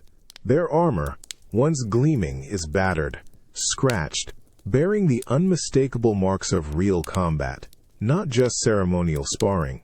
The plumes on their helmets are frayed, one even torn, giving them a raw, almost feral appearance. Their steeds, massive and powerful, gallop with a desperate fury, not the controlled elegance of the parade ground. The ground trembles with the force of their charge. The impact is sickening, not a clean, ringing clash of lances glancing off shields, but a full-body collision, a brutal splintering of wood and a heavy thud of metal on bone. One knight is unseated with shocking force, hurled from his saddle with a guttural cry that cuts through the roar of the crowd. He lands heavily in the churned mud, his body still, one arm twisted at an unnatural angle beneath him. The other knight, still mounted, doesn't pause. He wheels his horse around with brutal efficiency, his heavy gauntlet already reaching for the sword at his hip, the glint of steel a terrifying promise. The crowd, which moments ago had roared, now falls silent, a collective gasp of horrifying anticipation. There's no herald to intervene, no call for mercy. The mounted knight dismounts, his movements fluid, practiced, not the hesitant steps of a sportsman. He approaches the fallen man with a cold, unwavering purpose, his shadow falling over the unmoving form. You see the glint of his sword, raised high, its sharp edge catching the dull winter light. This isn't a game. This is the brutal, unforgiving justice of the battlefield, brought home to the entertainment of the masses. The distinct, metallic tang of fresh blood, sudden and potent, fills your nostrils. a truly unmistakable scent that cuts through all others. You realize, with a chilling clarity, that the rules have changed. The line between noble sport and savage war has not just blurred, it has vanished entirely. The violence you once witnessed on distant shores, the brutal efficiency, the disregard for life, has returned, not just in the hearts of men, but in the very fabric of their society, transforming even their games into arenas of raw, unforgiving brutality. This isn't a display of chivalry, it's a blood sacrifice, a grotesque echo of the Crusades, reminding everyone that the savagery abroad has returned home, insidiously poisoning the very essence of human decency, and turning sport into a chilling exhibition of primal, ruthless destruction. The metallic tang of fresh blood still prickles your nostrils, a thick, coppery scent mingling with the damp earth and the pervasive, cloying sweetness of the town. The crowd, which moments ago had erupted in a guttural roar, now holds its breath, a vast, unsettling silence falling over the jousting lists, broken only by the distant whinny of a nervous horse.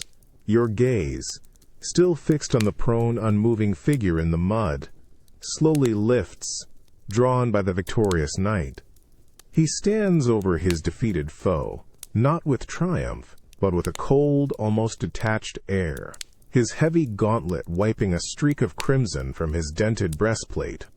He turns then, his scarred, unplumed helmet still on, obscuring his face but not the chilling purpose in his stride. He doesn't go to the Lord's pavilion, or to receive a formal laurel. No. His steps are deliberate, unhurried, cutting a path directly through the hushed throng, towards the edge of the lists, where a small group of women stand huddled, their faces pale and anxious. You watch him approach, a knot tightening in your stomach. The crowd parts for him, a silent deference, a collective fear, like reeds bending before a strong current. His heavy boot stops before one of the women. She's young, her head bowed, her hands clutched tightly at her coarse woolen gown. You see the faint tremor in her shoulders, the quick, terrified rise and fall of her chest beneath the worn fabric. Her hair, a simple braid, is dark against her pale neck. She's not looking at him, not daring to meet his gaze. She stares at the churned mud at her feet, as if hoping to disappear into the earth itself. The knight's gloved hand reaches out, not gently, but with a firm, possessive grip, closing around her upper arm. His fingers, calloused and strong, dig into the soft flesh, a stark visual contrast of power and utter helplessness. She flinches, a silent, almost imperceptible tremor running through her small frame. Her head remains bowed, her eyes still fixed on the ground, but you see a single tear track a path through the dust on her cheek, a glint of despair in the harsh light. She doesn't resist, doesn't cry out, doesn't meet his gaze. It's a complete, profound surrender, an acceptance of an inevitable, brutal reality that has been imposed upon her. The knight gives a curt tug, and she is pulled, stumbling slightly, from the small circle of women who remain frozen, their faces etched with a shared, silent horror and a chilling sense of relief that it wasn't them. No one speaks, no one moves, no one dares to challenge the brutal claim. As he leads her away, her head still bowed, her steps faltering, you notice a collective shifting in the crowd. Not a protest, but a low murmur, a deep, uneasy hum that rises and falls like a tide. It's a sound you remember from distant sieges, from villages sacked and women taken. The sound of unspoken consent, of complicit silence, of a society that has learned to accept the unspeakable. The bitter taste of ash fills your mouth, and your own hands feel cold, useless, heavy, with the weight of your own inaction, your own participation in a world that now sanctions such brutal ownership. You realize with a sickening certainty that the lessons of the Crusades were not just about conquering foreign lands. They were about conquering people, about the brutal assertion of power, about the commodification of life itself. And those lessons you see now have returned home, twisting the very fabric of society, turning women into prizes, and leaving Europe to pay the devastating price of a brutality it willingly embraced. The air here is different. It's not thick, with the pervasive, sickly sweet aroma of the town outside, nor the damp scent of ancient stone. Instead, you're hit with the crisp, dry smell of parchment, the faint, metallic tang of ink, and the subtle, clean scent of polished wood. You step across the threshold of what was once a bustling merchant's office, now transformed into something altogether more formidable, more hushed. The heavy wooden door closes behind you with a soft, solid thud, muffling the distant, troubled sounds of the street. Your eyes sweep across the room. It's sparsely furnished, yet exudes a quiet, almost unsettling authority. Instead of haphazard piles of goods, you see massive wooden chests, iron-bound, lined against the walls, their surfaces gleaming with a dark, polished sheen. A long, sturdy table dominates the center, covered not with wares but with meticulously stacked ledgers, their pages filled with precise, elegant script. Quills stand upright in inkwells, glinting in the dim light filtering through the tall, narrow windows. The silence here is not the desperate quiet of the plague-stricken streets, but a deliberate, almost reverent stillness, as if the very air itself is counting, calculating, assessing. You approach the table, your boots surprisingly loud on the clean, swept floor. A man sits there, a clerk perhaps, or a master of the accounts.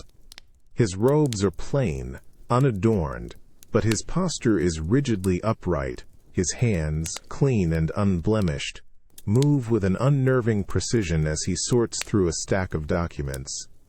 His face is lean, almost ascetic.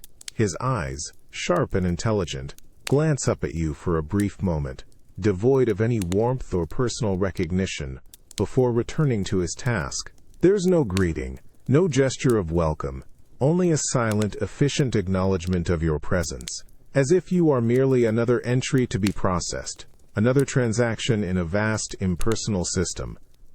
On the table, a small pile of freshly minted silver coins glistens, catching the light. They are uniform, precise, unlike the varied, often irregular coinage you've seen in circulation.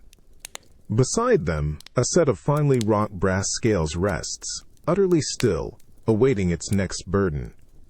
You notice other figures in the room, a small group of supplicants perhaps, or debtors. They stand in quiet queues, their faces etched with a mixture of desperate hope and profound anxiety. Their gazes are fixed on the man at the table, a silent plea for his cold, unyielding judgment. They offer no complaints, no impassioned arguments, only a quiet, almost subservient patience, born of a stark recognition of the power held in this room. This isn't the chaotic haggling of the marketplace, nor the simple bartering of a village square. This is a new kind of power, you realize, colder, more abstract, yet undeniably potent. It doesn't rely on brute force or inherited land, but on ledgers and numbers, on promises exchanged and debts recorded. The Crusades, in their vast, desperate need for funding, for transport, for supplies, opened the floodgates to this new, intricate web of finance, weaving disparate economies into a single, vulnerable tapestry. You feel a chill, deeper than any winter wind, as you watch the silent transactions, the quiet decisions that ripple outwards, not just affecting lives, but entire kingdoms. It's a chilling thought, that the true spoils of war might not be in gold or land, but in the invisible, relentless grip of numbers, silently redefining the very worth of Europe, slowly, irrevocably, paying a price it never intended. The air in this inner chamber is even colder, drier, tinged with the familiar, heavy scent of old parchment and beeswax. You step deeper into the hushed space, the solid oak door swinging shut behind you with a soft, deliberate click, severing you from the lesser bustle of the outer hall. Here, the meticulously stacked ledgers and gleaming scales of the financiers seem almost subservient. This room speaks of a different, more profound authority. Your eyes are immediately drawn to the large crimson cross emblazoned on a heavy tapestry that hangs behind a massive, unadorned oak desk. It's the distinct, unmistakable symbol, stark against the dark fabric. The cross of the Templars. A single figure sits at the desk, his back ramrod straight, his hands clasped before him. His simple, unornamented white tunic and cloak, though plain, exude an undeniable aura of power, almost sacerdotal in its austere gravity. His head is shaved, revealing the disciplined lines of his skull, and his gaze, when it lifts to acknowledge you, is cold, piercing, devoid of any personal curiosity. It's a gaze that judges, assesses, and then dismisses, all without a single word. There's no warmth, no flicker of common humanity, only an almost unnerving absolute self-possession. You feel a familiar prickle of apprehension, a memory of standing before a commander on the field, awaiting an unforgiving verdict. Around him, other men in similar, simple habits move with silent, efficient purpose. They don't bustle, they flow, like currents in a deep river, their movements precise, their expressions impassive. They handle documents, whisper in hushed tones, exchange small, heavy leather pouches, all without a hint of emotion or personal interaction. You notice the crisp snap of an official seal, the faint rustling sound of a new charter being unrolled. This isn't merely a counting house. This feels like the nerve center of an unseen government, operating with its own laws, its own silent directives, seemingly unbound by any local lord or king. The chilling quiet is a conscious choice, a deliberate absence of dissent or even casual discourse. You watch as one of them approaches the desk, bowing his head slightly. He presents a tightly rolled scroll, bound with fine, red ribbon. The man at the desk takes it, his fingers unhesitating, unrolling it with a practiced ease. His eyes quickly scan the text, and then, with a curt, almost imperceptible nod, he applies a large, heavy seal to the bottom, the sharp impress of its metal biting into the soft wax. It's an act of unquestionable authority, a decree rendered, a decision made, that will ripple far beyond the walls of this room, shaping the fate of distant lands or a local population, perhaps even your own. A profound sense of impotence washes over you, deeper than the cold. The weight of your foreign coin, the power of your sword, even the authority of your local lord, feels utterly diminished here. This order, born to protect pilgrims and fight holy wars, has returned not just with wealth, but with a pervasive, silent system of control, a shadowy state woven into the very fabric of Europe. You realize, with a heavy heart, that the Crusades have reshaped the very nature of power, replacing clear lines of feudal allegiance with an unseen, unchallengeable authority that operates in the silent, cold chambers of finance and unwavering, disciplined will.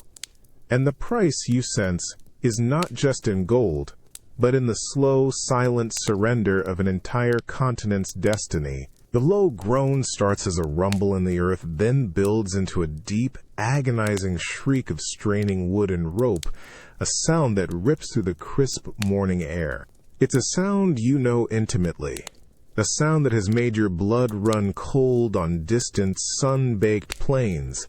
Yet to hear it here, in this familiar valley, sends a different kind of shiver down your spine.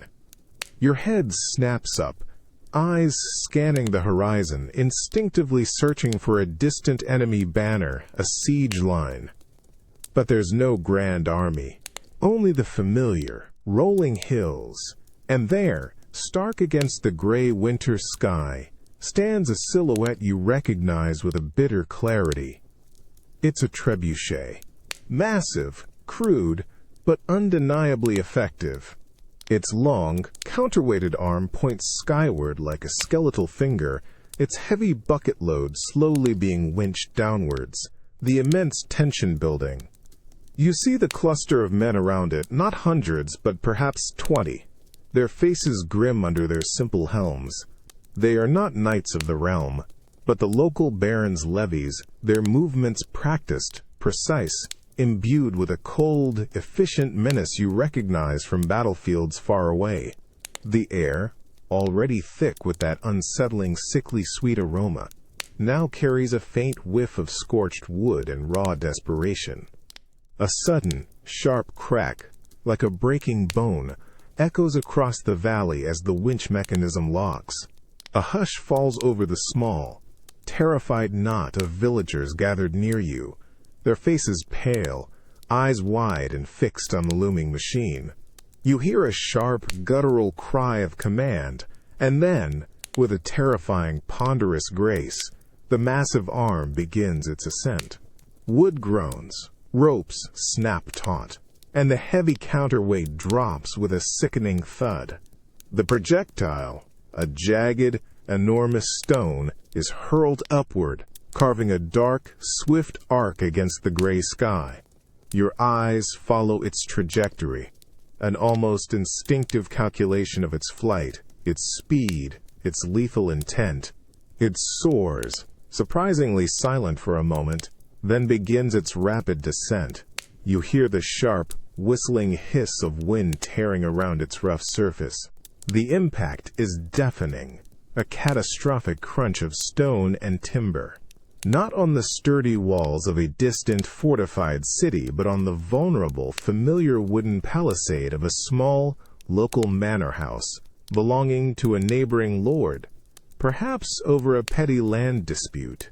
The palisade splinters, collapses inward with a groaning rend, sending a plume of dust and debris high into the air, a visible wound on the very landscape of your home.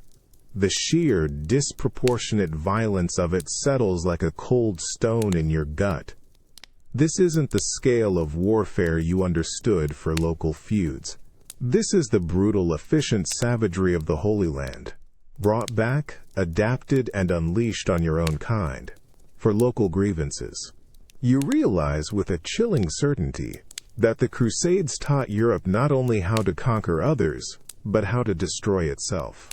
The tools of war, the brutal knowledge of siegecraft, once directed outwards, have now returned home, turning minor squabbles into devastating, kingdom-shattering conflicts. The price, you understand, is the loss of any measured response, the brutal escalation of every disagreement into a potential catastrophe.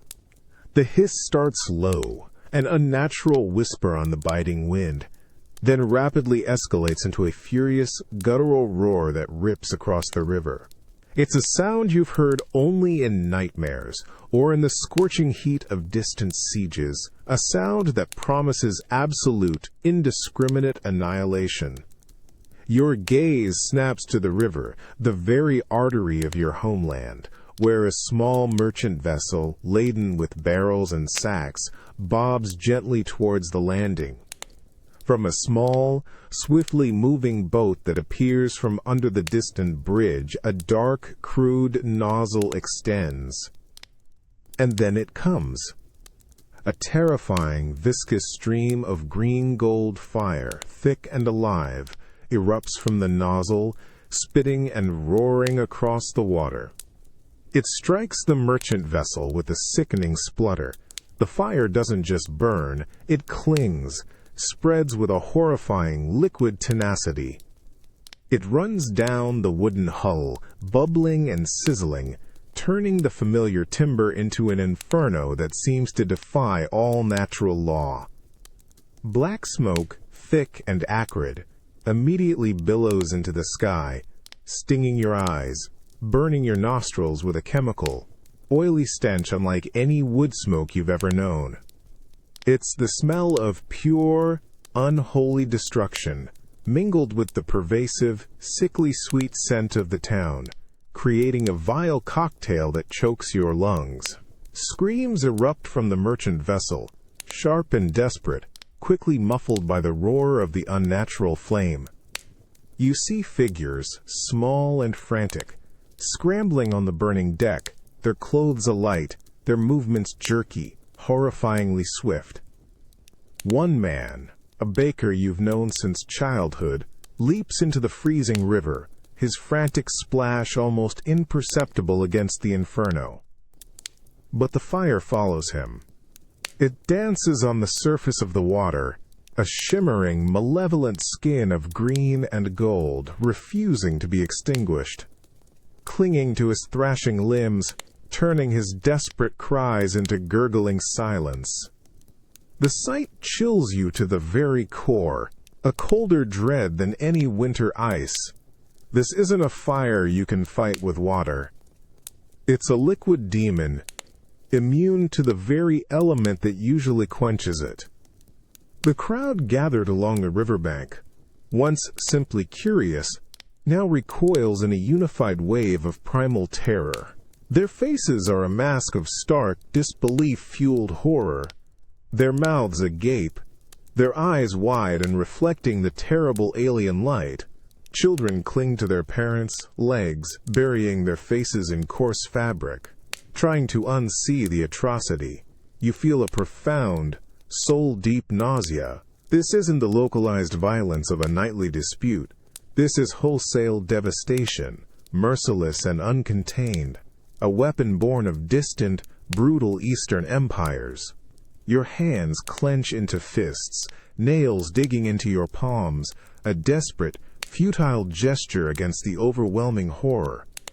You remember hushed whispers among returning veterans of the terrible Greek fire, a weapon so potent, so horrific, that it felt like a legend, a grim story to tell over ale. Now, it's real, here. On your river. In your homeland.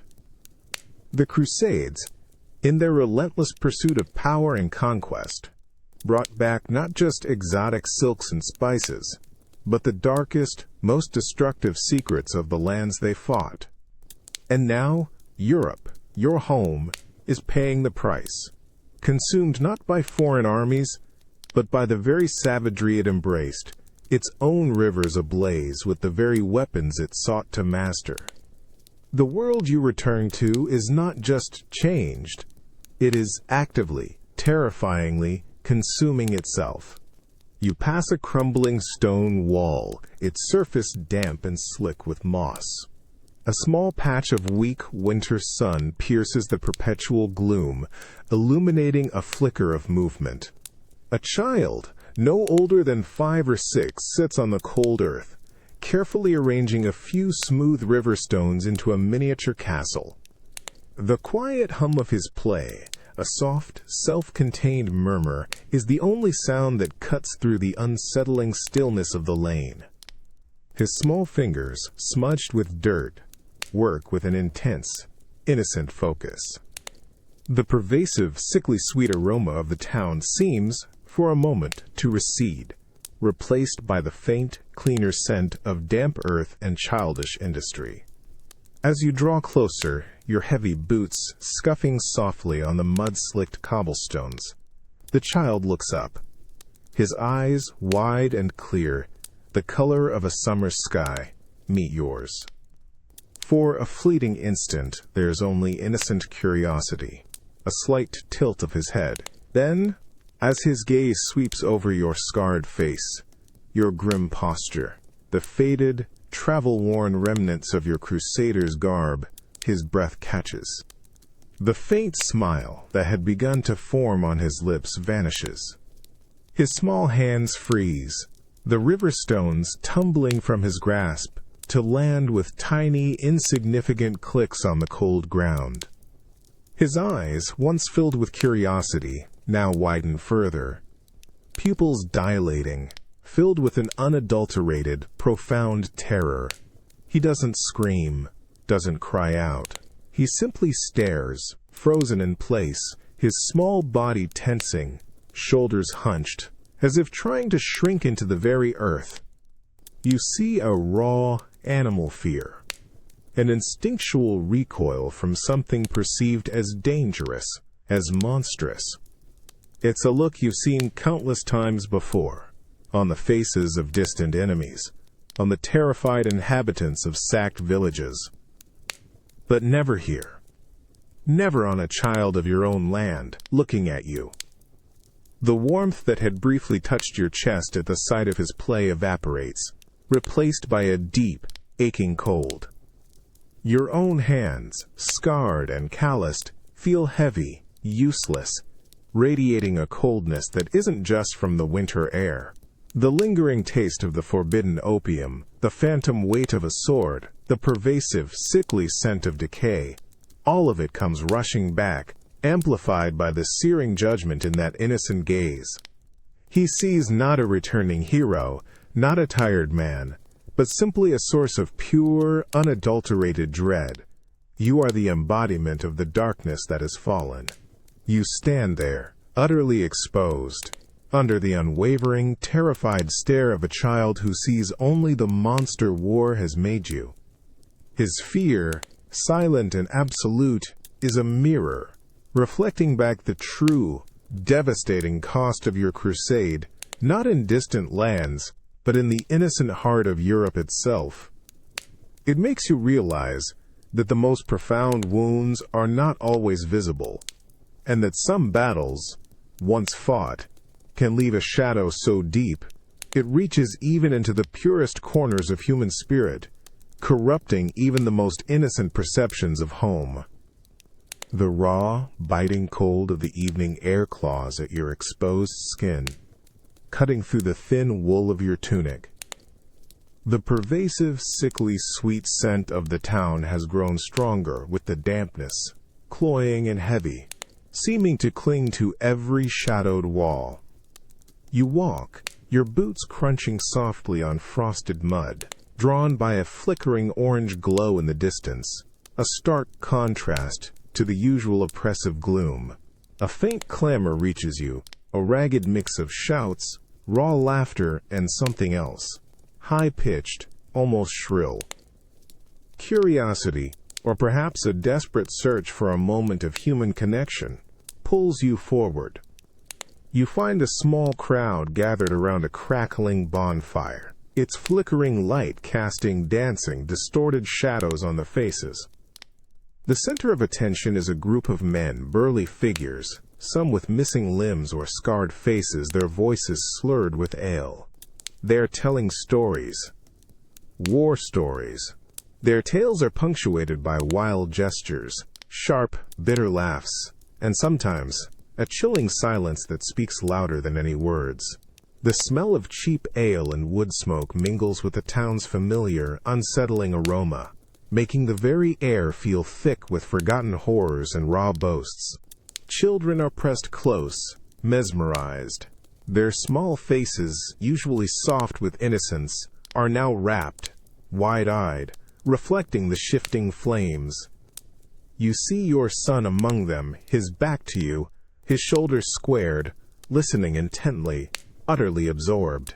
One of the older veterans describes a raid, his voice a low growl, mimicking the tearing of flesh with a swift, brutal movement of his hand.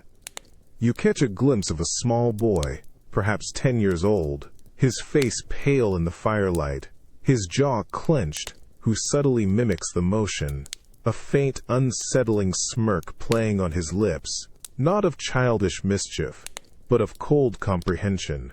Another veteran, missing an eye, recounts a trick to disable an enemy with surprising ease, a cruel, precise maneuver, and you see the children's eyes widen, not in horror, but in fascinated absorption.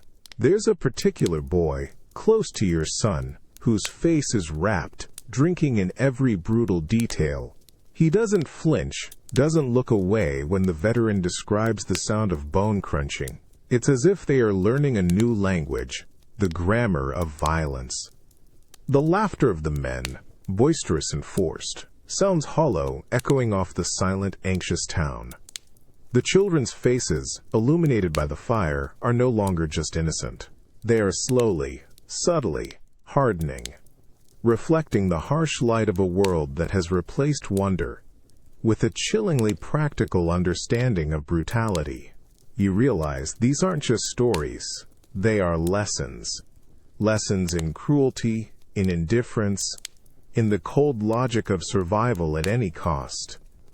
The heroes they once imagined are now these broken, brutal men, and their dreams are being reshaped by the echoes of distant battlefields.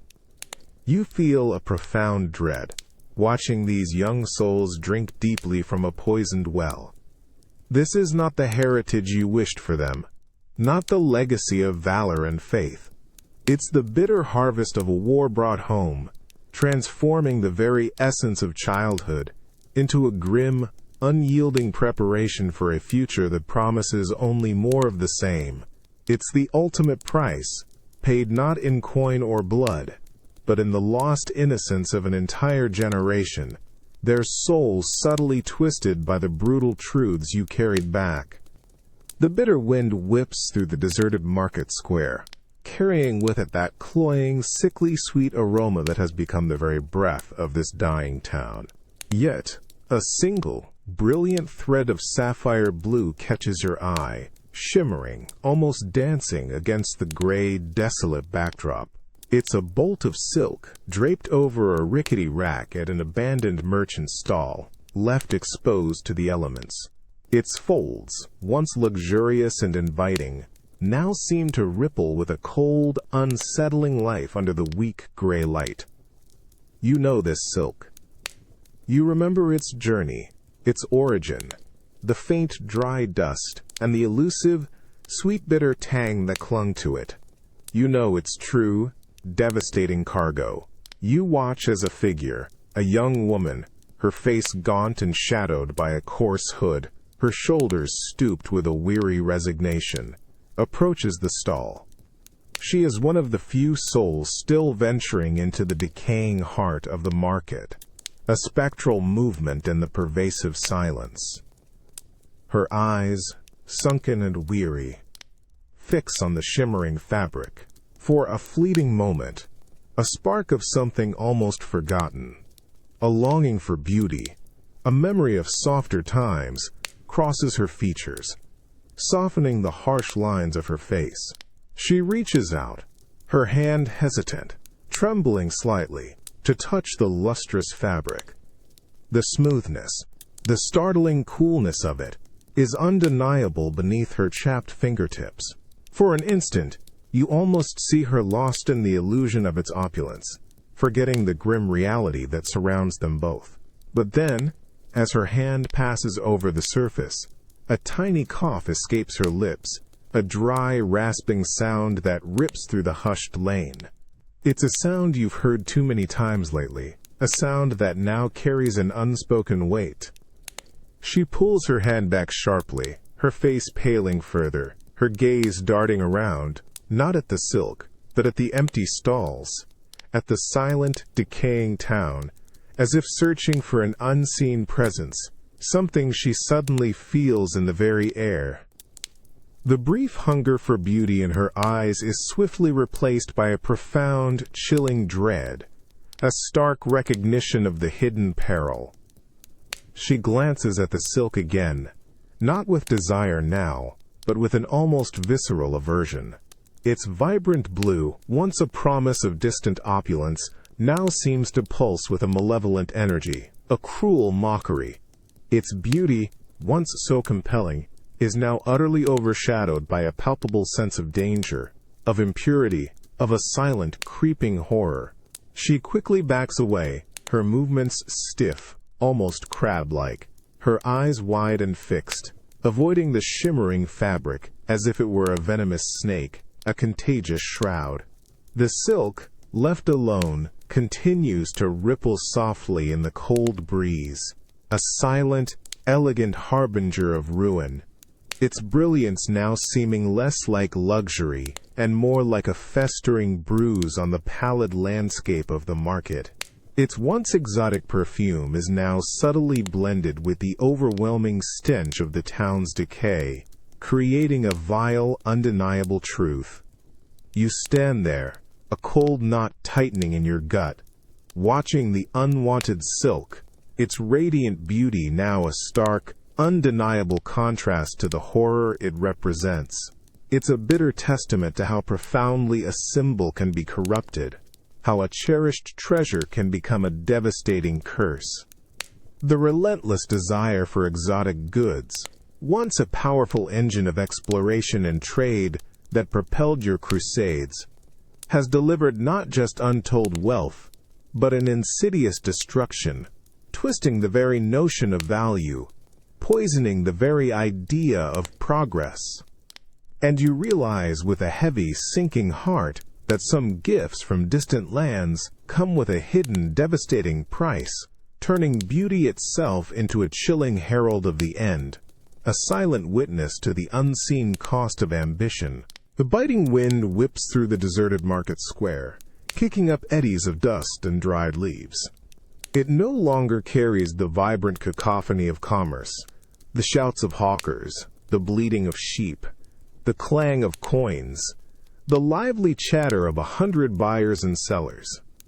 Instead, there's only the hollow whistle of the wind through empty stalls, and that ever-present, sickly sweet aroma of the town, now mixed with the stale, sad smell of unsold goods and decaying hope. Your boots, accustomed to the muddy churn of a bustling crowd, feel ridiculously loud on the cobblestones, each step echoing in the profound stillness, a stark punctuation in the overwhelming silence. You walk past the baker's, its once warm, inviting scent of fresh bread replaced by the cold, stale odor of abandonment. The heavy wooden shutters are drawn tight, sealed with a single, rusting padlock. Further on, the butcher's block stands bare, scrubbed clean, but with no meat, no fly-covered carcass hanging from its hooks, no greasy sawdust on the ground. Its heavy door, usually propped open, is tightly closed, a silent declaration of scarcity. The absence of these fundamental provisions feels like a physical blow, a sudden, sharp hunger in your gut that isn't for food, but for the very structure of life that once sustained this place. You come upon a woman, her face gaunt, her shawl pulled tight around her chin, her eyes scanning the few remaining meager displays. She holds a small, tarnished copper coin in her trembling hand, turning it over and over, its familiar weight a symbol of almost forgotten value. Her gaze fixes on a single, shriveled turnip, the last on a bare wooden board. She looks at it for a long moment. Then, up at the silent vendor, an old man whose eyes are dull with resignation. No words are exchanged. The woman slowly shakes her head, the single coin clutched tighter in her hand, and turns away, her shoulders slumping further, the turnip remaining untouched. The cost, you realize, is simply too high, not in mere coin, but in a profound sense of self-worth against the gnawing reality of desperate hunger. Behind her, you see a young man, barely more than a boy, sitting slumped against a wall, his face pale, his breath coming in shallow gasps. His hands, raw and red, rest on a crude wooden carving of a bird. It's a delicate piece, skillfully made, full of a fleeting beauty that seems utterly out of place in this bleak landscape. He holds it out silently to anyone who passes, but his eyes, hollow and defeated, carry no expectation, no hope of a sale. No one even glances his way. His craft, his skill, his very effort, are now utterly worthless, irrelevant in a world stripped bare of all but the most basic elusive needs. The artistic hand, the creator's touch, finds no buyers, no appreciation, no sustenance. A chill, deeper than the winter air, seeps into your bones. This isn't just a lack of goods. It's a complete unraveling, a breakdown of the intricate tapestry of exchange, of livelihood, of purpose. The Crusades, which promised wealth and prosperity to Europe, have delivered instead a devastating emptiness, a chilling vacuum where vibrant commerce once thrived. The massive expenditures, the disruption of trade routes, the endless drain of manpower, the insidious creep of unseen pestilence carried back in the very fabric of exotic goods. It has all culminated here, in this silent, dying market. You realize that the true cost of those distant wars is not just measured in lives lost or land conquered, but in the slow, agonizing death of an entire way of life, leaving behind only the cold, hard reality of desperation, a silent testament to the fragile nature of prosperity. The air in the Abbey Library is cold, dry, and heavy, with a scent of old parchment, damp stone, and a faint, cloying sweetness that seems to follow you everywhere. The meticulously ordered rows of scrolls and illuminated manuscripts stand like silent sentinels, their ancient wisdom undisturbed by the profound stillness that has gripped the world outside.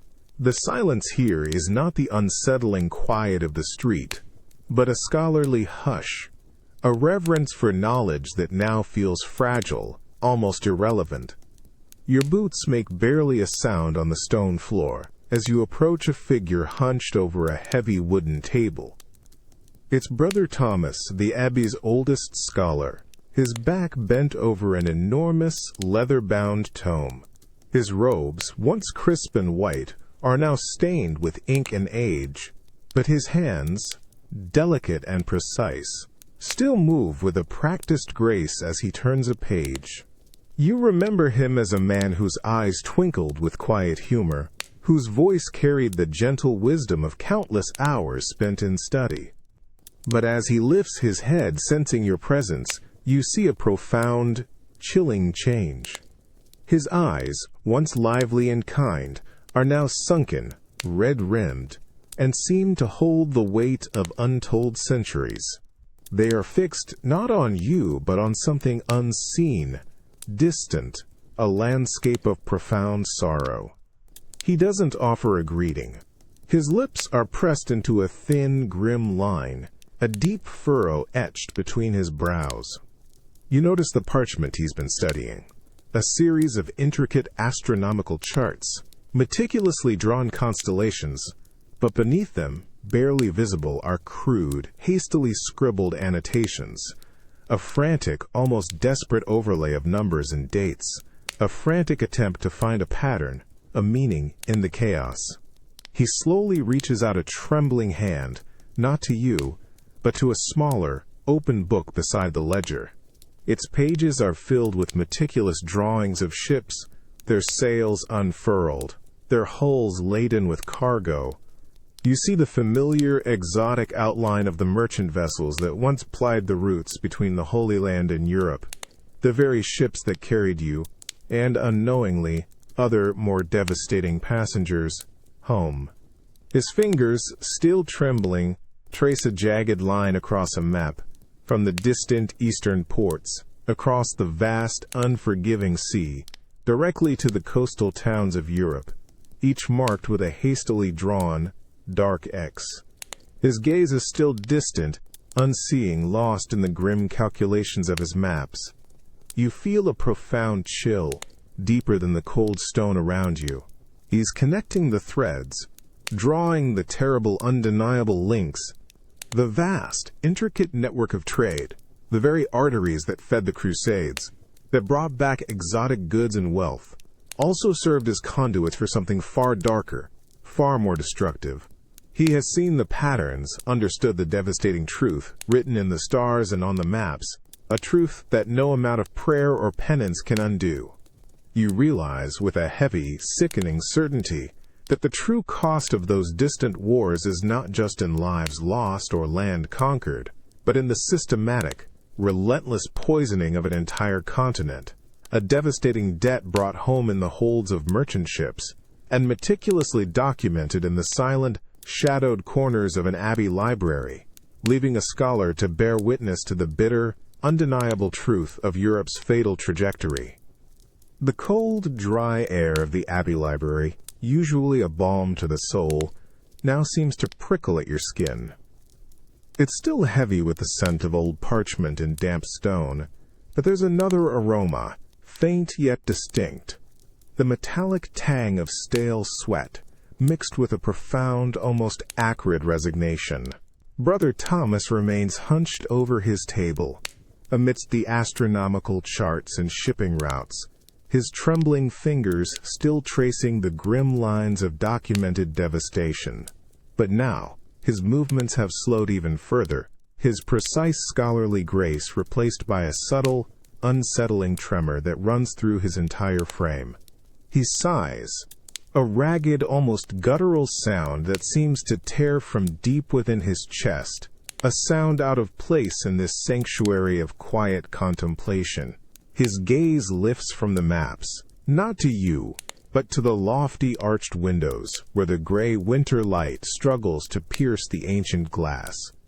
His eyes, swollen and bloodshot, seem to look beyond the physical confines of the abbey, beyond the very horizon, into a landscape of profound, unanswerable questions.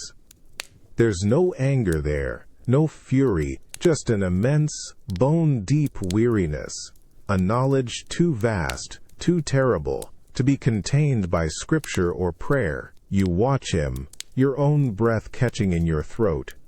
He slowly reaches for a small, leather-bound breviary, its pages yellowed and worn from countless recitations.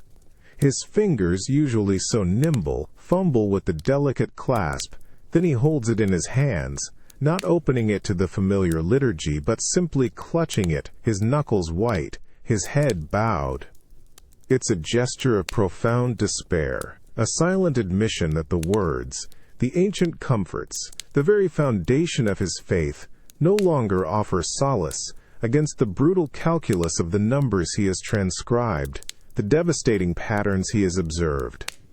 The symbols of God, the promises of divine order, feel hollow in his grip, meaningless against the overwhelming tide of human suffering he has meticulously charted.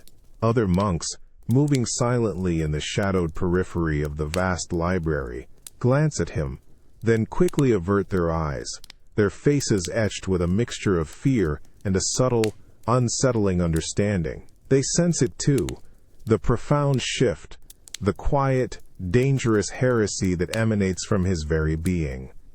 It's not a heresy of spoken words, but of lived experience, of undeniable fact. He has seen the patterns, the connections between distant battles, ravaged lands, bustling trade routes, and the encroaching shadow of death. He has tallied the human cost and found it utterly irreconcilable with the divine purpose he once so fervently believed in. A chill, colder than any winter wind, settles deep in your bones. You realize, with a heavy, sickening certainty, that some truths are too devastating for faith to bear. The Crusades, which promised to fortify belief, have instead delivered a brutal, undeniable reality that shatters the very foundations of spiritual solace. Brother Thomas, the scholar who sought divine order in the stars, has found only chaos and devastation in the earthly numbers, a devastating truth he now carries, a silent, profound heresy. And in his quiet, desperate resignation, you see the ultimate price Europe is paying, not just the physical toll, but the erosion of its very soul, leaving behind a chilling void where unwavering faith once stood, replaced by the crushing weight of a lived experience that defies all sacred reason. The persistent, sickly sweet aroma of the town clings to your nostrils, thick and cloying, an ever-present reminder of the unseen blight. You walk along the deserted street, your boots scuffing softly on the mud-slicked cobblestones, your gaze sweeping the shadowy doorways and shuttered windows, searching for something familiar, yet finding only a profound, unsettling strangeness. The silence itself is a burden, broken only by the mournful whistle of the winter wind. Then you see him. Old Master Elms, the textile merchant, stands outside his shop, his usually neat beard a little wilder, his shoulders hunched against the cold. He is adjusting a display of coarse woolens, his movements slow and weary. For a fleeting moment, a flicker of something almost comforting passes through you. A familiar face, a remnant of the world you left behind. But then, as he turns his head, his eyes meeting yours, a cold, sharp jolt runs through your chest. His eyes, dark and deep-set, suddenly remind you of the wary, guarded gazes of merchants you haggled with in distant sun-scorched bazaars. His slightly hooked nose, a feature you'd never consciously noticed before, now seems starkly prominent, distinct, almost alien. The way his hands smooth the rough fabric, a gesture once familiar, now feels precise, almost secretive, like a foreign ritual. The warmth you felt vanishes, replaced by a sudden, visceral prickle of suspicion, a deep, unsettling certainty that something about him is wrong, is other. You stop dead in your tracks, your hand instinctively reaching for the hilt of a sword that isn't there, your muscles tensing, ready for a fight. The pervasive, sweet, acrid scent intensifies, twisting into something acrid, smelling of fear and old blood. In that charged moment, Master Elms isn't the man who once mended your cloaks, the neighbor who shared a jest. He is transformed, abruptly, into a different figure entirely. A Saracen, an infidel, an enemy from the distant lands you fought to conquer. The brutal images of battle, the cries of men, the clash of steel, all come rushing back, overlaid with his suddenly menacing face. His weary gaze, devoid of curiosity, simply registers your sudden stillness, the abrupt hardening of your features. A flicker of confusion, then a subtle, deeply ingrained fear crosses his face. He quickly drops his eyes, his shoulders hunching further, and he turns slowly back to his woolens, his movements now slow and deliberate, as if trying to shrink away, to become invisible, to escape the searing, unspoken accusation in your eyes. He senses the shift, the profound chasm that has opened between you, the sudden, violent judgment. You stand there for a long moment, the bitter taste of suspicion filling your mouth, a potent poison that spreads through your very being. The urge to confront him, to demand answers to questions you can't even articulate, pulses through your veins. But the moment passes, leaving behind only the chilling reality of your perception, a distorted lens through which you now view your own home. You turn, walking away, leaving the shadow of the Saracen behind. You realize with a crushing clarity that the enemy wasn't just left on distant shores. It was carried back, festering within, turning neighbor against neighbor, corrupting the very heart of Europe with a fear that understands no reason, a profound, internal poisoning that transforms the familiar into the utterly alien.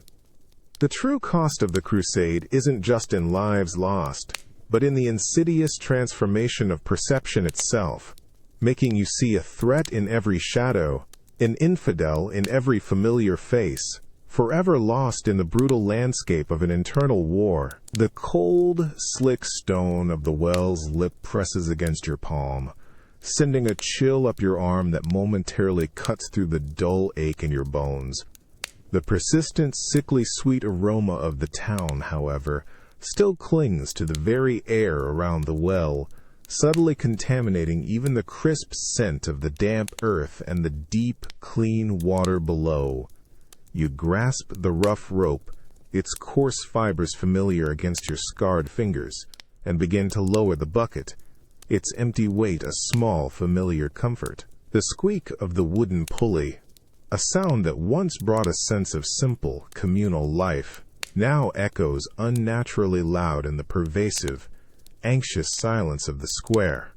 A woman is already there, her back to you, her head covered by a dark, simple shawl, but something about the angle of her head, the slightly darker hue of the fabric, catches your eye.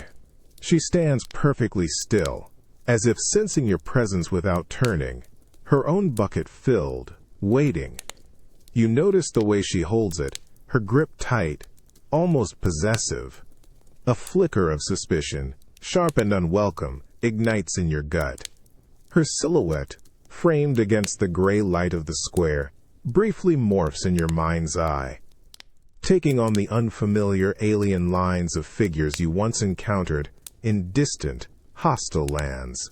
You remember the warnings whispered by zealous friars, the tales of wells poisoned by insidious enemies, of subtle corruptions designed to weaken the Christian soul.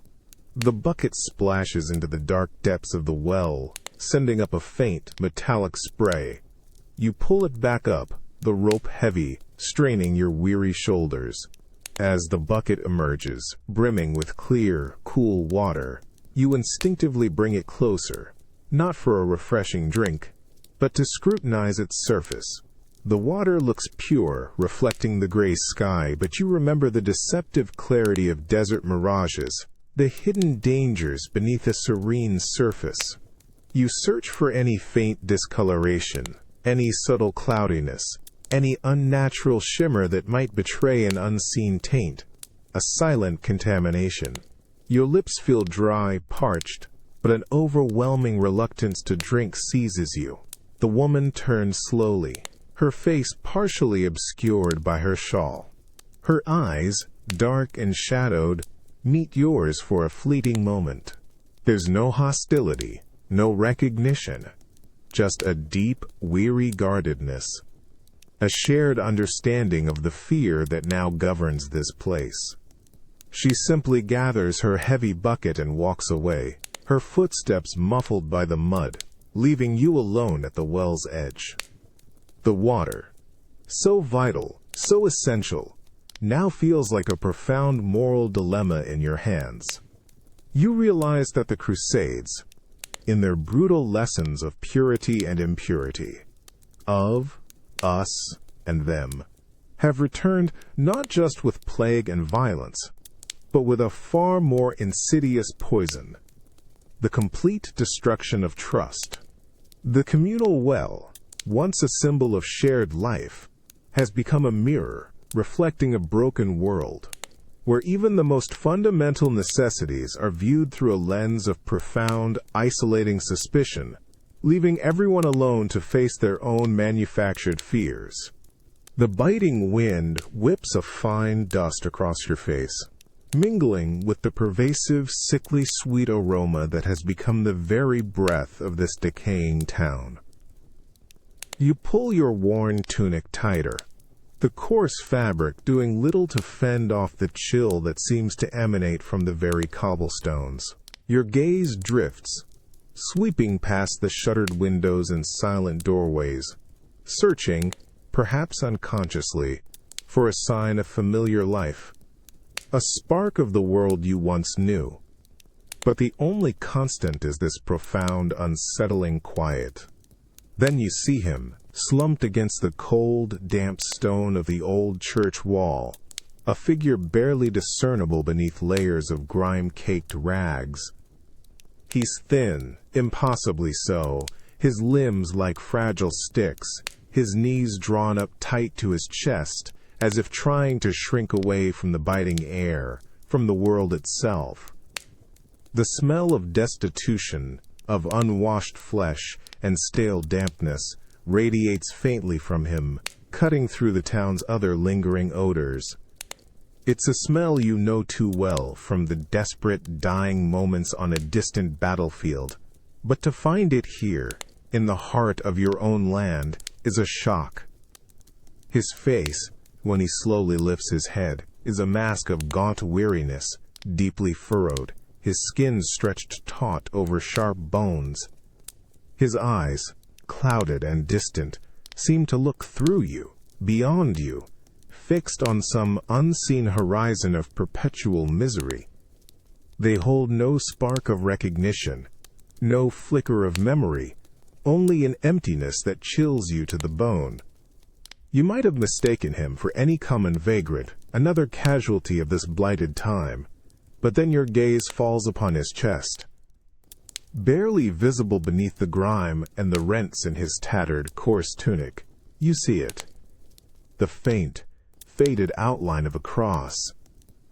Not a decorative emblem, but the simple, stark form, once sewn in crimson thread onto a crusader's garb. A proud symbol of devotion and a holy quest.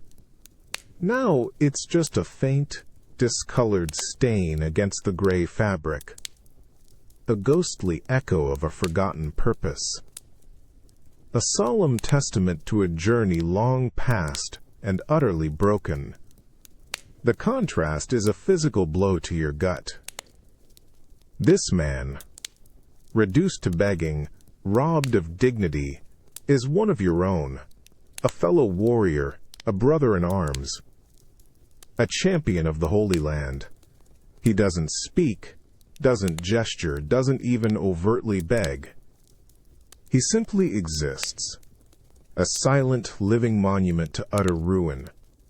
His hollow cough, the only sound that escapes his lips, a dry, rattling wheeze that seems to come from deep within his ravaged lungs.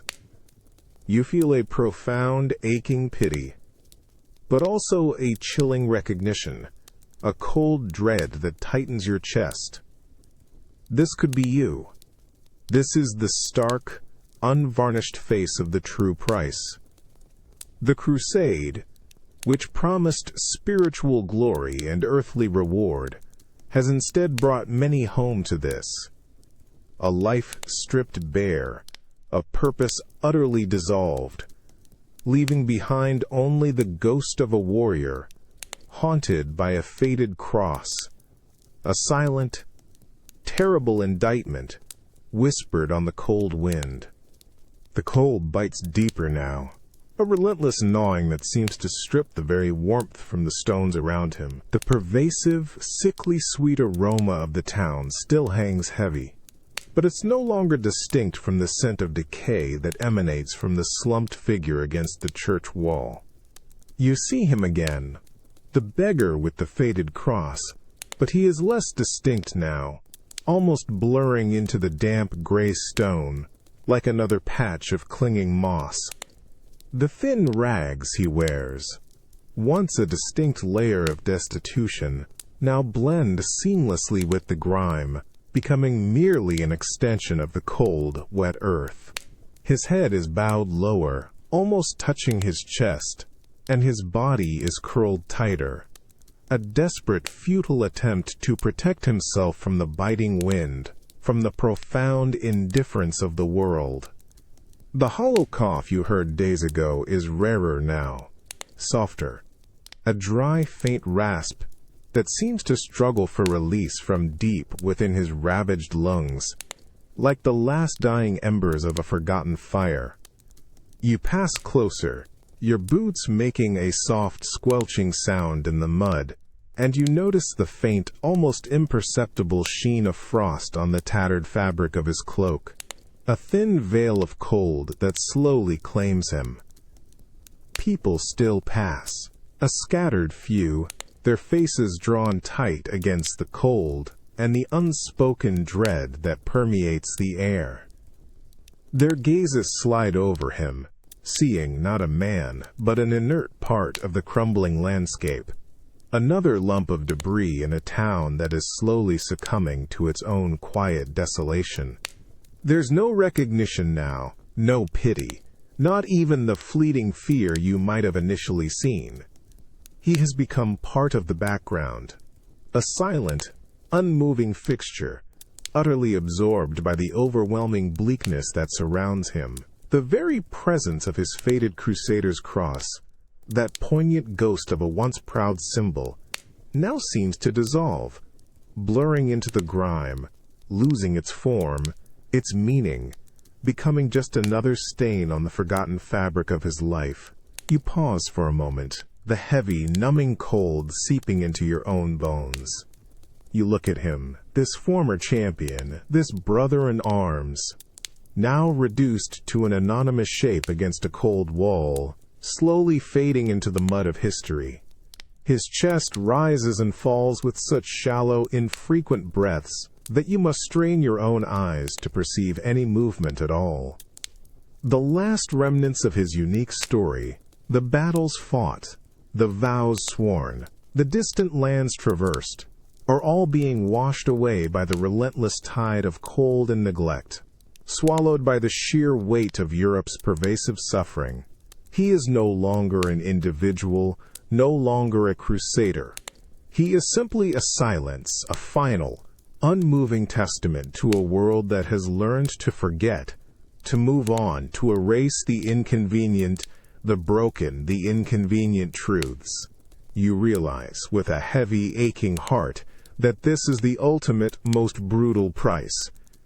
Not the grand, heroic death, but this slow, anonymous dissolution into nothingness. The Crusades, in their grand ambitions, demanded sacrifice, promising glory and eternal remembrance. But the truth they brought home is far crueler. The utter insignificance of individual suffering, the profound anonymity that awaits those who are no longer useful, no longer seen, utterly forgotten, even in the very lands they fought to reclaim, leaving behind only the cold, unfeeling mud of history to claim them entirely.